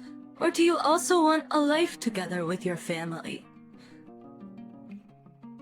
I always thought it was okay to live with just you, or even with our parents. As they're getting older, I felt guilty making them stay in that old wooden house. You weren't keen on it, but you are warming up to the idea of living together. But what you said to my sister earlier opened my eyes. And just using their property for our gain, I thought it'd be a win-win with them getting a new home and us saving on land costs. But I did realize that was a form of manipulation. Making you and your parents pay for 2/3 of it to ease our worries. That's not right. I don't mind living together, but you do, don't you? Given our future, I understand why it's tough to build a house on their land and live with them, especially when they won't even consider meeting our terms. I get why you might not even want to build a house anymore. I feel guilty for complicating things. I regret not having a firmer opinion. Then let's discuss it again with your parents. If we can't find a solution, we'll distance ourselves from them. I won't be used by them and won't just silently comply. If you side with them even once. During the discussion, I'll consider them your only family and won't rule out divorce. Who is your real family? You're the reason I got married? I see you as my family and I prioritize our life, so I consider my parents as another household. You want to distance yourselves, I'll respect that. I'm ready to give up on trying to please everyone. Following that, my husband and I discussed our future approach. We first clarified what distancing meant. He suggested living an hour or more away from his parents' place, and only visiting them. Bring New Year's celebrations, weddings, or funerals. I pointed out that unless there's emotional distance, it won't make a difference. What if we meet them for New Year's, and they pressure us about living together again? Without that emotional barrier, it's pointless. As a result, we decided not to engage with them, except for weddings or funerals, until they are no longer mobile. However, if they reach a point where they can't move and my sister-in-law can't care for them, my husband wanted to assist a little. I'm not heartless. A tree for my husband, his parents are the only family who raised him. It would be cruel to abandon them. I wasn't planning to stop him. By the weekend, we met again at his parents' place to discuss. We can't just give away the land. It's my inheritance, my asset. At section, if we're bearing the financial burden, Shouldn't the title be in our name? Isn't it unfair otherwise? To our family, what's wrong with it being a shared asset? Do you realize how irrational Phil's argument is? He doesn't contribute a single dollar, but just because it belongs to someone he's closely related to, he claims it as his asset. Moreover, I don't share any blood relation with you. If something unpredictable happens, like a divorce, and I end up losing money, it would be a problem. It's not that easy to just say divorces. You just don't go and do it right away. It's just a hypothetical. I'm making a point. People might view divorce as a bad thing, but it can also be a means for both parties to find happiness. As an outsider, I need to consider such risks. To begin with, the reason our conversation even reached this point is because you won't agree to terms and are just trying to use our situation to your advantage, right? It sounds terrible when you put it like that. We just said if you buy the house, we want to live there too. How else would you describe letting someone else pay, not compromising on anything and trying to get a house for free? It's exploitation, and you're just taking advantage of the situation because of my dial status. We said we'll cover our own living expenses. What's the issue if we live together? From this situation, I've come to see how unreasonable your demands are. Misunderstandings like this will only increase if we live together. As every issue becomes this big, it'll wear both of us out. Wouldn't it be better for both of us to maintain a moderate distance? It's not fair to say we'll cover the building costs and you can pay for your own living expenses. If we're paying for the construction, we should own the house. Seeing, it's ridiculous that he won't contribute a dollar to the construction cost, but want the house in Dad's name. It'd be different if it was an inheritance or something, but this isn't even probably related to Dad's lineage. He's just trying to get a share of someone else's property. And we're family, aren't we? Don't conveniently use the term family. Once you get married, your spouse becomes the priority. We're not family here. Sharing assets doesn't make us family. Aching anyway, we don't plan on living with you or building a house for the time being. Despite our efforts, we couldn't see eye to eye and decided to distance ourselves from the in-laws. We set our home phone to display caller IDs and decided not to contact the in-laws unless it's an emergency. However, 2 weeks later, the in-laws confronted my husband at his workplace, demanding to know why he wasn't communicating and why we had abandoned our plans for the house. My husband honestly explained his reasons.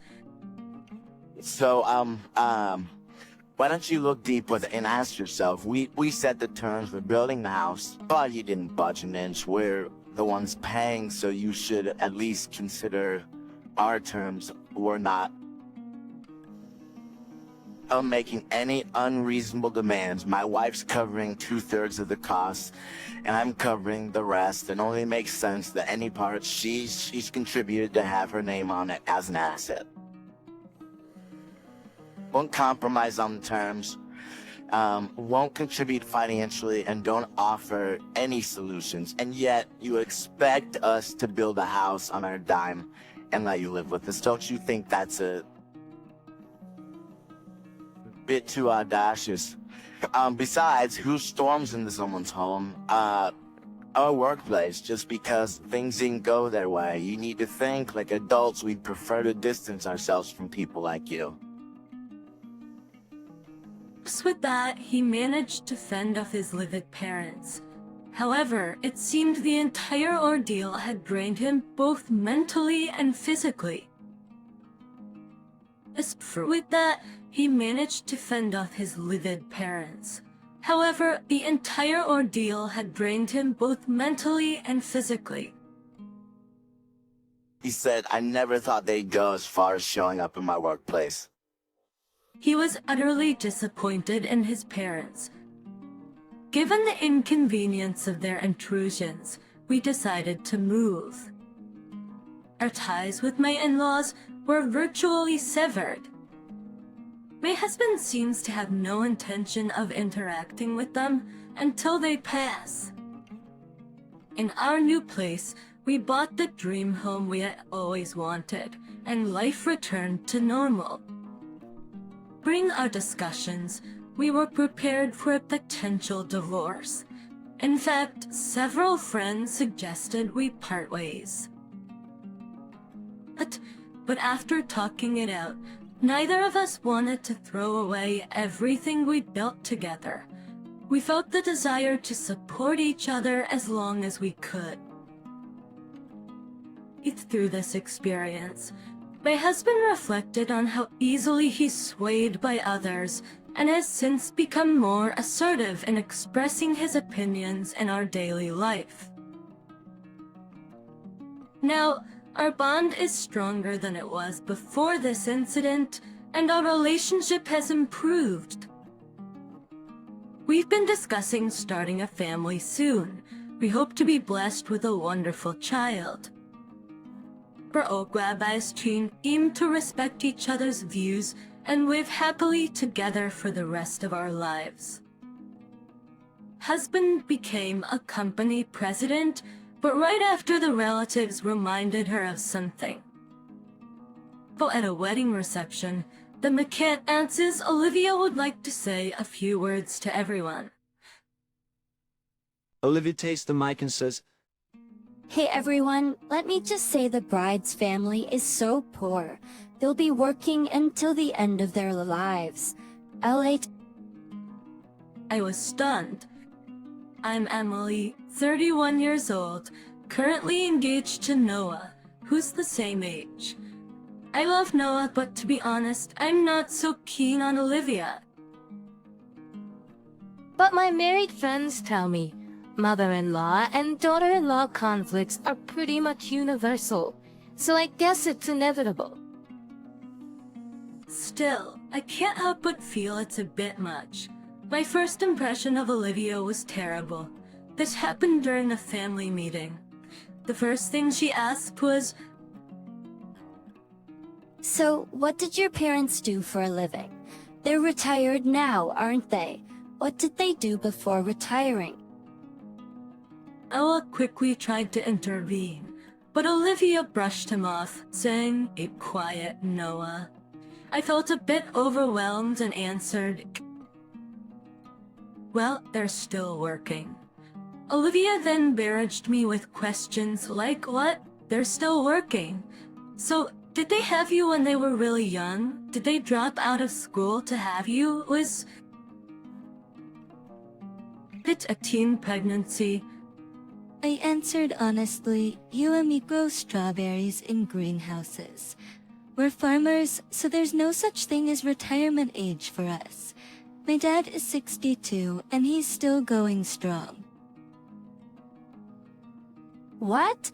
60 is the retirement age for most people. You know, even James retired, but now he's a CEO. He'll probably work until he's 67 because he's the founder of Wilson Electronic. Adding just then, the sound of the front door opening echoed through the house. "I'm home," he said.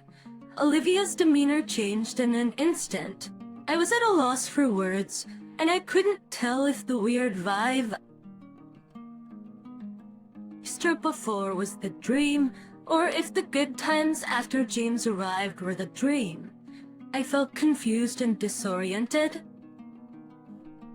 First thing, dog funny, and no, apologize on our way home. I'm really sorry for making you uncomfortable. He said, truth be told, I wasn't feeling great either, so I couldn't say, it's fine. But what was that all about? After James arrived, we all spent time pleasantly in the living room. I couldn't tell if the weird vibe before was the dream, or if the good times after James arrived were the dream. I felt confused. Curious and disoriented, it seemed my bewildered expression gave me away. You see, Mom has this pride about starting a successful business from scratch, but it's no reason to hurt you. Oh, you see, Mom has this pride about starting a successful business from scratch, but that's no reason to hurt you. I'll have a stern talk with her. I see. It became clear that Olivia's real nature was what we saw before James arrived. But Noah's stern words only fueled her combative spirit. Being frowned on, she became even more hostile towards me. And as we had several occasions to meet, like during wedding preparations. Are you sure you're actually going through with this wedding, even though you are so poor? We're not that poor. But you are definitely poorer than us. I don't know how much income Noah's family has, but I know they have a successful business. Enough, Mom. Even Noah slammed his hand on the table in anger. This occasion, there's when I just presume a marriage is between the two people involved, isn't it? And your attitude criticizing Emily's family Dad's back, and trying to make her back out of the wedding is just unbearable. It's so really underhanded. You know what? If you hate the idea of our marriage that much, you don't have to come to the wedding. He's asked the frustrations that he has to miss it because of important overseas business dealings. So how about both parents just don't attend? This seemed to light a fire under Olivia. We'll see about that wedding. I had thought that her words were merely a case of sour grapes after being confronted head-on by Noah, but I was wrong. On the day of the wedding, it all erupted in a grand fashion. That the ceremony went off without a hitch, transitioning into the wedding reception. People easier as a bile thousand a pristine white dress. Noah was in a gray tuxedo. We both sheepishly complimented each other. Ladies and gentlemen, I'm Olivia, the groom's mother. Teacher is the wife of the founder of Wilson Electronics. I've diligently raised Noah to be the future CEO. However, he's ended up with this kind of bride. Unfazed, Olivia continued, as the wife of the founder of Wilson Electronics, I've diligently raised Noah to be the future CEO. However, he's ended up with this kind of bride. I was stunned, frozen. At the hen table, just moments ago, I was basking in the joy of being with a happy Noah and the blessings from everyone. Now, my inner warmth plummeted below freezing. Olivia probably intended that. I had played right reach into Olivia's hands. I hated to bring this up at the ceremony, but for the sake of Noah's future, I'll say it. The bride comes from a poor family that will have to work until the end of their lives. Oh, what's this about? It seemed Olivia had anticipated this reaction as well. Noah's the one to blame. He wouldn't listen to any of us who try to stop this. Noah, you called me petty. Remember, I tried to handle this delicately for your sake, but now I'm done pulling my punches. Wake up, Noah, you pitiful man seduced by a vixen. A dark past. Upsing, I was at a loss for words, my mind filled with despair. Up on the stage, I wondered how defeated my face must have looked. The bride who had been all smiles just moments ago must have appeared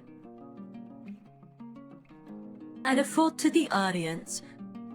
Surprisingly, the atmosphere in the venue was entirely contrary to my miserable feelings.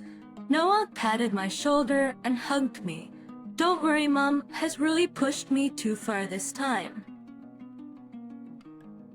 The past neither was true. Everyone was hunched over, shoulder deep. Everyone was hunched over, shoulders shaking, holding back laughter. And then a suppressed aha burst out from someone, and the room erupted in laughter. Everyone was doubling over, laughing uncontrollably. Olivia wore a baffled expression, going, "Huh, huh." I was also perplexed, staring blankly at the room. Benjamin finally spoke, his face a mix of tears and laughter. While talk about out of sight, out of mind, he added, Olivia looked astonished, genuinely clueless. Then Lucas spoke up, wiping away tears of laughter. "We are talking about the same person who asked my parents for $200,000 when starting their business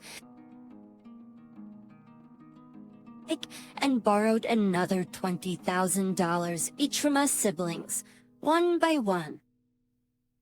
I thought it was odd that only their family was asked for $200,000, but then I heard you yelling, "If I knew your son would be such a loser and get fired, I'd never have married him, so I guess it shouldn't be helps," said another relative.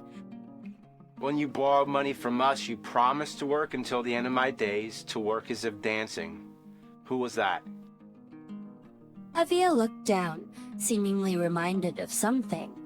She couldn't find the words to argue back. Sure, I always knew James was an honorable guy. When he made his company a success, I knew part of it was due to his great character. So when he paid me back with interest, I thought, I'm glad the monetary money I lent could help.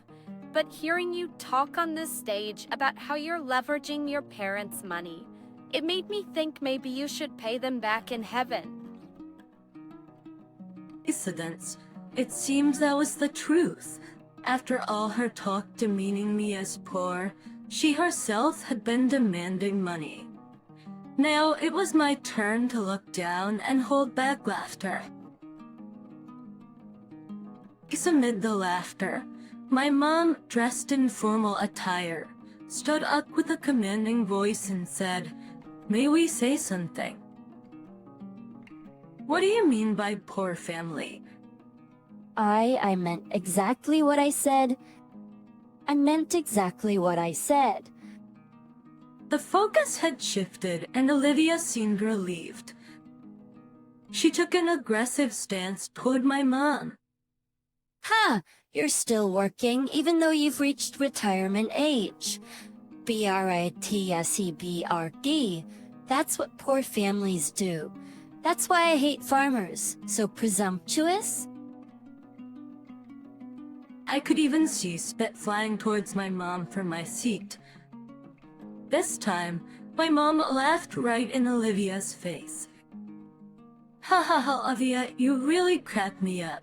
You look down on us as just farmers without even knowing what we do. BR strawberries often weigh over 2 ounces each. We're growing a $500 berry." Variety called Emily Princess, and we challenge the Guinness World Records every year. Dad seemed oddly shy as he said, well... Then my mom threw down the gauntlet. What's so wrong with working till the end of your life? How about saying we're challenging world records till the end of our lives?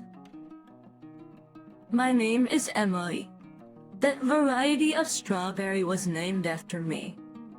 What? Caught off guard by the scale of it all, Olivia looked dazed. Over 2 ounces of berry. You see, Mom uses her fingers to show the size, about 2 to 3 inches, easily 3 times the size of a regular strawberry. Olivia slumps down in her seat. Mom looks down at Olivia, snickering as if to mock her. As I heard from Noah that Olivia posed the marriage trash-talking Emily's family behind my back. Olivia thought she could do this because she always talks about the dignity of work. Thinking she could demean Emily or her family in front of me. Noah told me Olivia's comments during our planning meetings were underhanded. Olivia, you were doing an honorable job as a homemaker. I assumed you, respected the concept of work and respected me as well, so I told Noah, Olivia would never say such a thing. Here I managed to reschedule my business trip and told Noah that I could attend the wedding. Also, I should sit at his friend's table to be a chance to engage with the younger generation, something I could leverage in my career. So I agreed, and I kept my attendance a secret. But now I know Noah was right. Isn't being a homemaker a lifelong job? If you understood that, you'd never demean anyone for working till the end of their life. If you belittle someone's work, it means you don't take your job seriously, Olivia. You're fired from homemaking, and if you think you drew the short straw, then it's time to end this. I looked at Noah. James' name wasn't on the seating chart of the invitation, but just because it wasn't on the chart didn't mean there wasn't a seat for him. Noah nonchalantly said to me, "Mom told me to enjoy the wedding." That was the day after Dad said he'd somehow make it to the wedding. I took precautions, you know, it's common sense to prepare for a declaration of war. James moved Olivia aside with his hand as she slumped down. He grabbed the microphone from her and started speaking. Thanks to all of you, our company has grown significantly. We are forever grateful for this. To Emily's parents who raised her to be the woman she is today, and for agreeing to have her marry my... To a son, though, I offer my deepest gratitude. Sour applause erupted from everywhere. The atmosphere instantly switched to one of celebration. Work until the end of my life. Sounds great. I'll dance till I drop. Dance until the end of time. The wedding reception ended as a lively party. In the end, James and Olivia separated. James's reason for the separation was this. He takes pride in his work. He doesn't see eye to eye with people who belittle the concept of working. Someone who behaved so rudely at the wedding was excluded from the family. It wouldn't be possible to apologize properly to my dad and mom. Olivia had whined about not wanting to work at her age, us to the end of her life, but after discussions, they divorced. She reluctantly started working. She had belittled James by saying anyone can work, showcasing her arrogant character. She couldn't keep a job. Noah told me she's still unemployed and has even asked him for financial help, which he declined. He said he has cut ties with her. As for my dad and mom, their mega strawberry is just inches away from making it to the Guinness Book. That giant fruit was valued at $500, and even after reaching retirement age, they've built a lavish mansion paid in full, and we are living in the second lavish mansion. And Noah became the second-generation president of Wilson Electronics, valuing the sanctity of work. As an experienced business leader, Noah is doing well. And now, I'm pregnant with the third-generation president-to-be. With strictness and love, I want to raise our child to find joy in work and become a person everyone can respect. Says Noah. He isn't even born yet. But settling on an educational approach is crucial, and I know that a child of this man will surely grow up to be such a person. Feels safe to be born. Actually, I rubbed my belly. You're back quite early today. Well, yeah, I bought sushi for all of us to eat. Welcome home. You're back quite early today. Oh yeah, I bought sushi for all of us to eat. I was surprised just by getting a reply from my husband, who'd been ignoring me for over a month. On top of that, he was holding high-quality sushi. Something seemed suspicious. I became more suspicious and secretly swapped my sushi with my mother-in-law's. Oh my, it looks delicious. Let's dig in right away. Come on, eat up. But to my surprise, even my mother-in-law started talking to me. There must be something going on. Convinced of this, I pretended to go to the kitchen to make tea, encouraging them to start eating first. Then, from behind the door, I watched their reactions. My mother-in-law, who ate the sushi, started shivering and coughing. Unbelievable words were uttered by them. But 29 years old. I got married to Ryan, whom I met through my father's introduction half a year ago. I grew up with my strict father, who hates dishonesty, and my gentle yet strong-willed mother. I am, to put it nicely, a serious person. Or, to put it badly, someone who can't adjust to the people around me. I have few friends. Even after becoming an adult, I had no romantic experiences.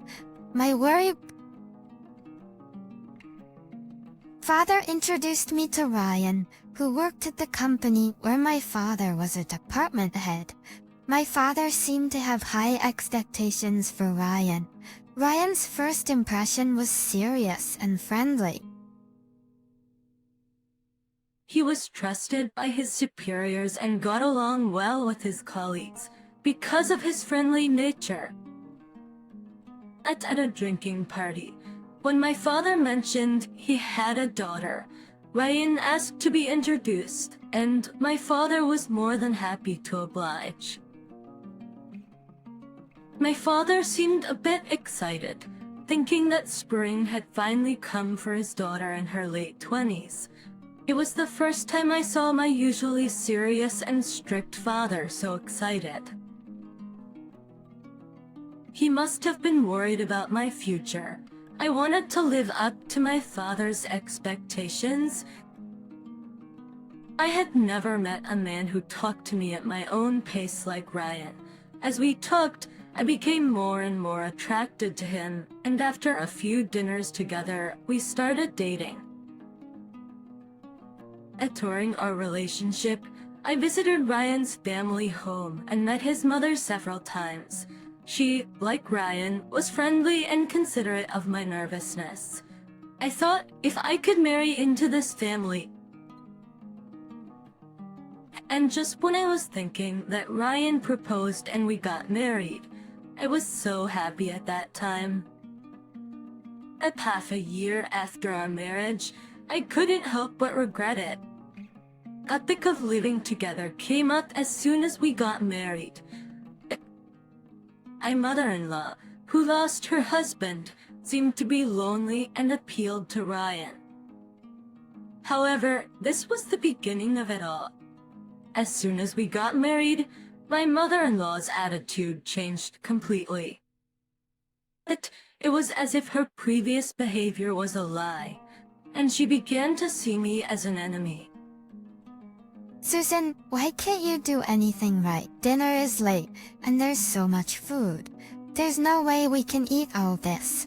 Please, think a little. It stumps, but yesterday you told me to make more dishes. I tried my best to make them for you. What? Are you saying it's my fault? No, I didn't mean that. Just anyway, dinner time is at 6 p.m. Please be punctual from now on. You can't even prepare a proper meal. I never thought that someone like you would become my daughter-in-law. This kind of thing happens almost every day. My mother-in-law's demands change constantly, and even if I try to meet them, she complains about something else. After finishing work and rushing home, I finished preparing dinner at 6 p.m., but my mother-in-law didn't show up at the table until nearly 7 p.m. She complained that the food was cold and that I wasn't. Consider enough. Ryan usually comes home late due to overtime and social gatherings.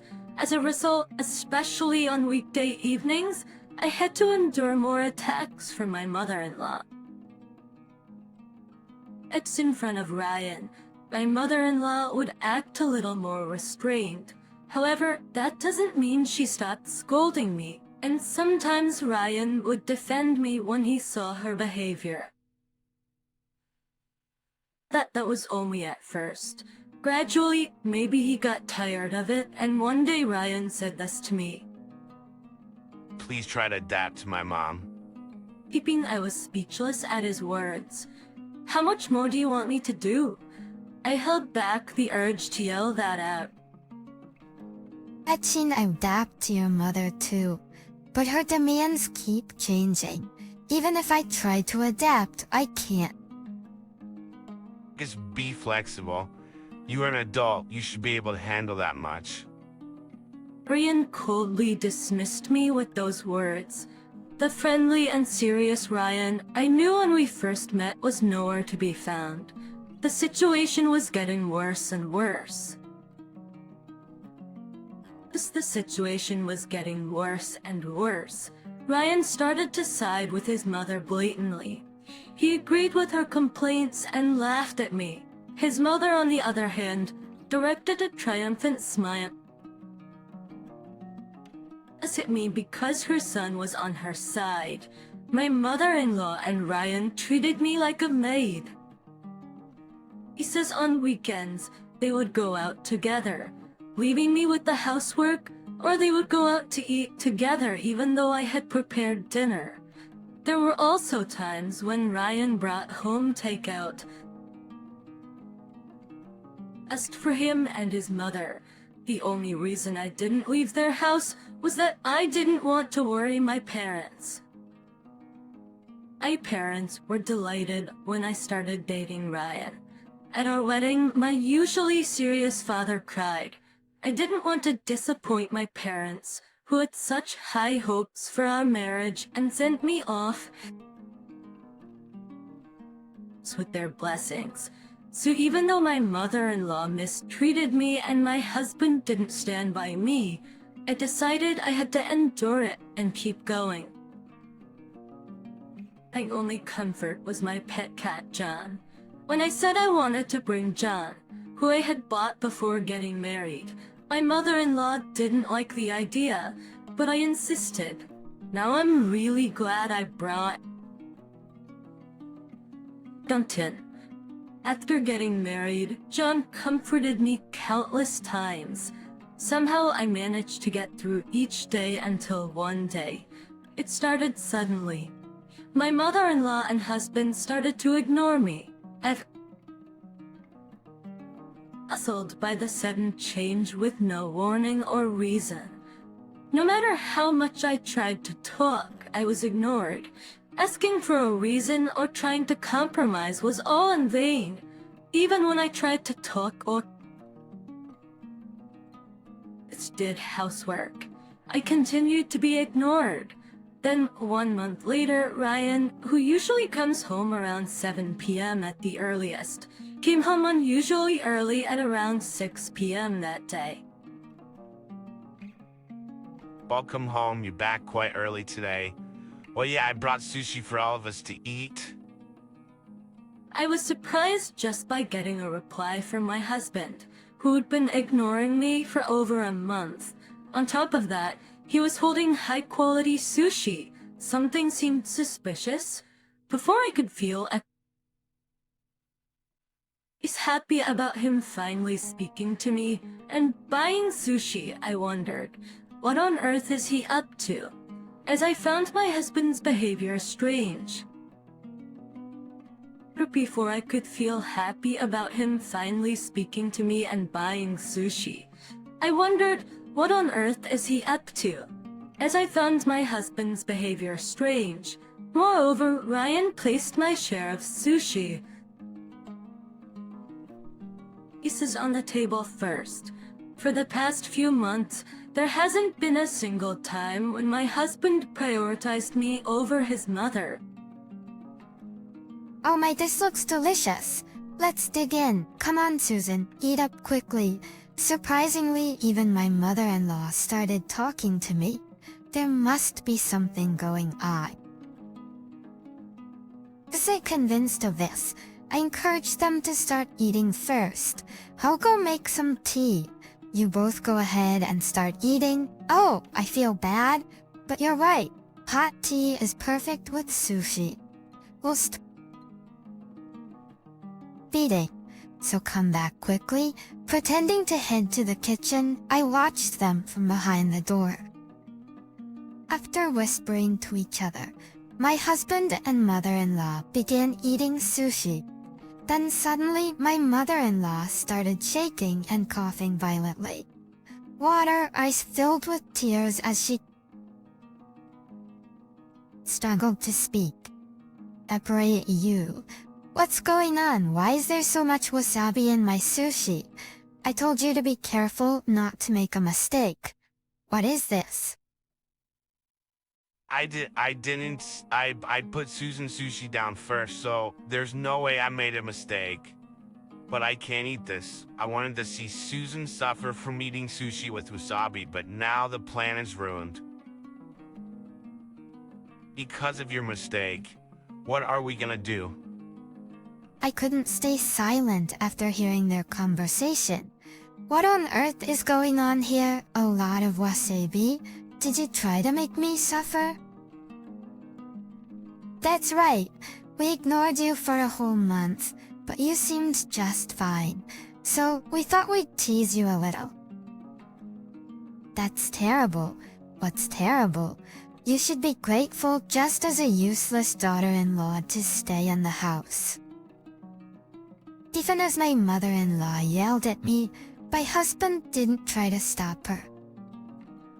I couldn't take it anymore. I finally let out the words I'd been holding back. I'm going back to my parents' house.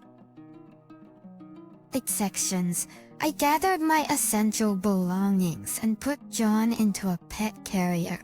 As I walked to the door with my bags, Ryan finally tried to stop me. Aman, you're joking, right? This is too much just for a little joke. Teacher, his unapologetic words only strengthened my resolve. Without a word and without looking at Ryan's face, I left his parents' house. My mother welcomed me back home.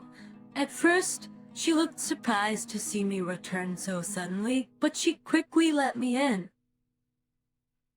Habitually, if you don't want to talk about it, you don't have to. But if you're okay with it, I'm here to listen. I told her everything that had happened since getting married. How my mother-in-law bullied me. How my husband gradually took her side and how I was treated like a maid. I also told her about a month of being ignored and almost being forced to eat sushi with a huge amount of wasabi. That's right, we ignored you for a whole month, but you seemed just fine. So we thought we'd tease you a little. However, my mother-in-law quickly changed her expression and sneered. That's terrible. What's terrible? You should be grateful just as a useless daughter-in-law to stay in the house. Even as my mother-in-law yelled at me, my husband didn't try to stop her. Emily let out the words I'd been holding back. I'm going back to my parents' house. I gathered my essential belongings and put John into a pet carrier. As I walked to the door with my bags, Ryan finally tried to stop me. Come on, you joking, right? This is too much just for a little joke. His unapologetic words only strengthened my resolve. Without a word and without looking at Ryan's face, I left his parents' house. My mother welcomed me back home. At first, she looked surprised to see me return so suddenly, but she quickly let me in. If you don't want to talk about it, you don't have to. But if you're okay with it, I'm here to listen. I told her everything that had happened since getting married. How my mother-in-law bullied me. How my husband gradually took her side and how I was treated like a maid. I also told her about a month of being ignored and almost being forced to eat sushi with a huge amount of wasabi. I couldn't stay silent after hearing their conversation. What on earth is going on here? A lot of wasabi? Did you try to make me suffer? That's right, we ignored you for a whole month, but you seemed just fine. So, we thought we'd tease you a little. However, my mother-in-law quickly changed her expression and sneered. That's terrible. What's terrible? You should be grateful just as a useless daughter-in-law to stay in the house. Even as my mother-in-law yelled at me, my husband didn't try to stop her. Emily let out the words I'd been holding back. I'm going back to my parents' house. His unapologetic words only strengthened my resolve. Without a word and without looking at Ryan's face, I left his parents' house. My mother welcomed me back home. At first, she looked surprised to see me return so suddenly, but she quickly let me in. Just if you don't want to talk about it, you don't have to. But if you're okay with it, I'm here to listen. I told her everything that had happened since getting married. How my mother-in-law bullied me, how my husband gradually took her side, and how I was treated like a maid. I also told her about a month of being ignored and almost being forced to eat sushi with a huge amount of wasabi. Come on, you're joking, right? This is too much just for a little joke. His unapologetic words only strengthened my resolve. Without a word and without looking at Ryan's face, I left his parents' house. My mother welcomed me back home. At first, she looked surprised to see me return so suddenly, but she quickly let me in. Peachum, if you don't want to talk about it, you don't have to. But if you're okay with it, I'm here to listen. I told her everything that had happened since getting married. How my mother-in-law bullied me. How my husband gradually took her side, and how I was treated like a maid. I also told her about a month of being ignored and almost being forced to eat sushi with a huge amount of wasabi. I couldn't stay silent after hearing their conversation. What on earth is going on here? A lot of wasabi? Did you try to make me suffer? That's right, we ignored you for a whole month, but you seemed just fine. So we thought we'd tease you a little. However, my mother-in-law quickly changed her expression and sneered. That's terrible. What's terrible? You should be grateful just as a useless daughter-in-law to stay in the house. Even as my mother-in-law yelled at me, my husband didn't try to stop her. Emily let out the words I've been holding back. I'm going back to my parents' house. His unapologetic words only strengthened my resolve. Without a word and without looking at Ryan's face, I left his parents' house. I told her everything that had happened since getting married. How my mother-in-law bullied me, how my husband gradually took her side, and how I was treated like a maid. To both of them had a tail or busted look on their faces. However, my mother-in-law quickly changed her expression and sneered. That's right, we ignored you for a whole month, but you seemed just fine. So we thought we'd tease you a little. However, my mother-in-law quickly changed her expression and sneered. That's terrible. What's terrible? You should be grateful just as a useless daughter-in-law to stay in the house. Even as my mother-in-law yelled at me, my husband didn't try to stop her. I finally let out the words I'd been holding back. I'm going back to my parents' house. I carried my essential belongings and put John into a pet carrier. As I walked to the door with my bags, Ryan finally tried to stop me. Come on, you're joking, right? This is too much just for a little joke. His unapologetic words only strengthened my resolve. Without a word and without looking at Ryan's face, I left his parents' house. As my mother welcomed me back home, at first she looked surprised to see me return so suddenly, but she quickly let me in. If you don't want to talk about it, you don't have to, but if you're okay with it, I'm here to listen. I told her everything that had happened since getting married, how my mother-in-law bullied me, how my husband gradually took her side, and how I was treated like a maid. I also told her about a month of being ignored and almost being forced to eat sushi with a huge amount of wasabi. I couldn't stay silent after hearing their conversation. What on earth is going on here? A lot of wasabi? Did you try to make me suffer?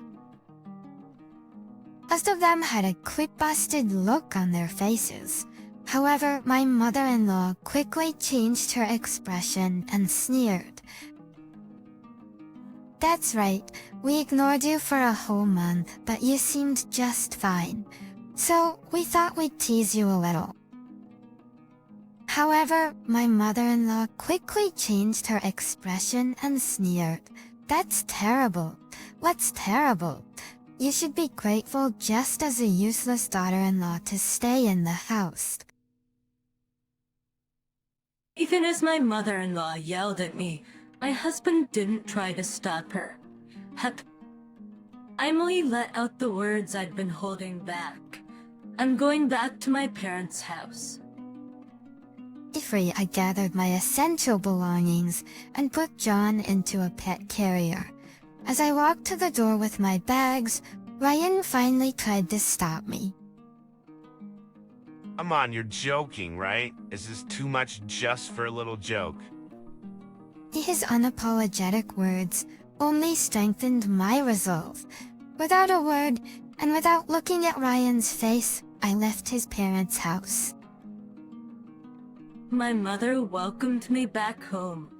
At first, she looked surprised to see me return so suddenly, but she quickly let me in. Mr. Curiel, if you don't want to talk about it, you don't have to. But if you're okay with it, I'm here to listen.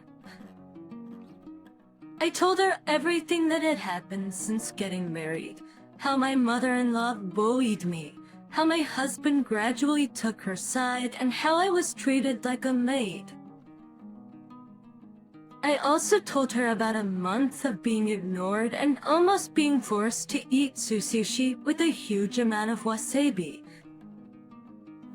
He quietly stared at the screen with a look of disbelief, his hands trembling. I immediately sent a message saying, "Let's get a divorce." Several calls came in right after, but I ignored them and went to sleep. That Saturday morning, Oh my, who couldn't be this early in the morning? I heard my mother's voice from the entrance. Following her voice, I heard the voice that had been irritating me. Oh, please let me talk to Susan. She's misunderstanding a lot of things. It was Ryan. Since I didn't answer his calls, he came all the way to my house. Not wanting to cause my mother any more trouble, I went to the front door. I sent a sharp glare at my husband and spoke coldly. What do you want? What Gusan wants that special item, and didn't you answer the phone? I was worried about you. Just worried. You teamed up with your mother to make fun of me, ignored me for a month, and then tried to make me eat sushi with a huge amount of wasabi. Oh, that was At my accusation, Ryan was at a loss for words. I started to close the front door on him. I'll bring the divorce papers as soon as they're ready. I have nothing more to say to you, so please leave now. Wait, are you serious? You've never been in a relationship with anyone else, right? If we get divorced, you'll never be able to marry again. Are you okay with being alone for the rest of your life? Ryan's words only fueled my anger. I played the recording of the pet monitor footage I had saved last night. My husband Ryan was clearly upset after seeing the video. I said to him, "You don't want me to divorce just to protect your own position, right? You don't even think of me as your wife." I showed a determined attitude. My mother nodded firmly at me, and then I heard my father's voice from behind. She's right, Ryan. After seeing that video with my daughter, I asked around at the company. It seems you're using your position as my son-in-law to not only push work onto your subordinates, but also make them do unnecessary chores, acting like a king. I guess I still have a lot to learn about judging people. Please wait, father-in-law. This is not what it looks like. It's my mother. Yes, it's all my mother's orders. She told me to harass Susan and use my position as your son-in-law to push work on others. Oh, she asked, so you really were pushing work onto others. I was not only angry but also appalled that Ryan was trying to blame his mother for everything and exposing his own wrongdoings. Ryan looked at me with pleading eyes, but I exaggeratedly turned my head away. At that moment, I heard another annoying voice. Ryan, I came to help you. It seemed that my mother-in-law had come to help Ryan, but by that time, Ryan had already betrayed his mother. He pointed at her and said, "It's all her doing." My mother-in-law looked confused. What do you mean, Ryan? I came here to be on your side. Are you trying to make me the bad guy? You are the bad guy. It's all your fault, Mom. If you hadn't harassed Susan, none of this would have happened. We wouldn't be talking about, divorce, and I wouldn't be worried about losing my position. But don't blame me. It's all your fault for trying to get rid of me. But your pose, both of them kept blaming each other and my father, my mother, and I had no choice but to watch in astonishment. Their argument didn't seem to end anytime soon.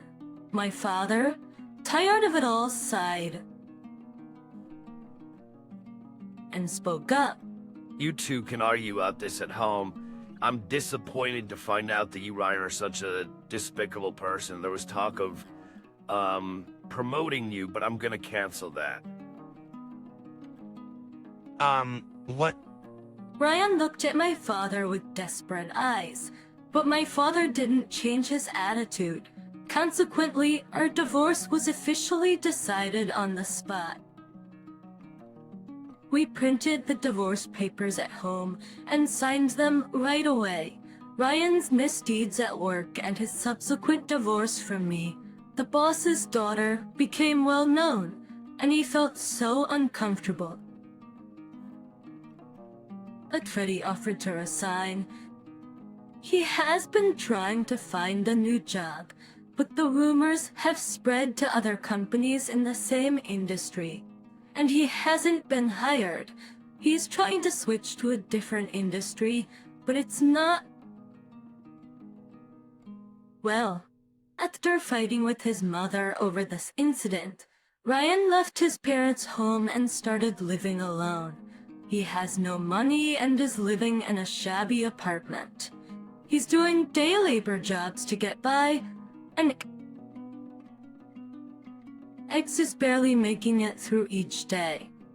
His mother, who used to dote on him, is now living alone and feeling lonely. The neighbors found out about her mistreatment of her daughter-in-law, and she's living a life without conversation, receiving cold stares. I'm living with my parents again, just the three of us.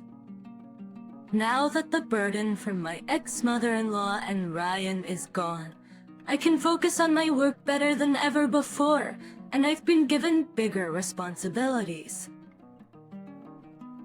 1 year after the divorce, I see signs of a new spring coming in my life. The person is a junior colleague with whom I successfully completed a project. Since joining the company, we've worked together many times and built a trusting relationship. Until recently, we've only talked about work, but lately, I've been invited to meals, and the other day, he asked me out. This time, I want to build a happy family, and I believe that with him, my wish will come true.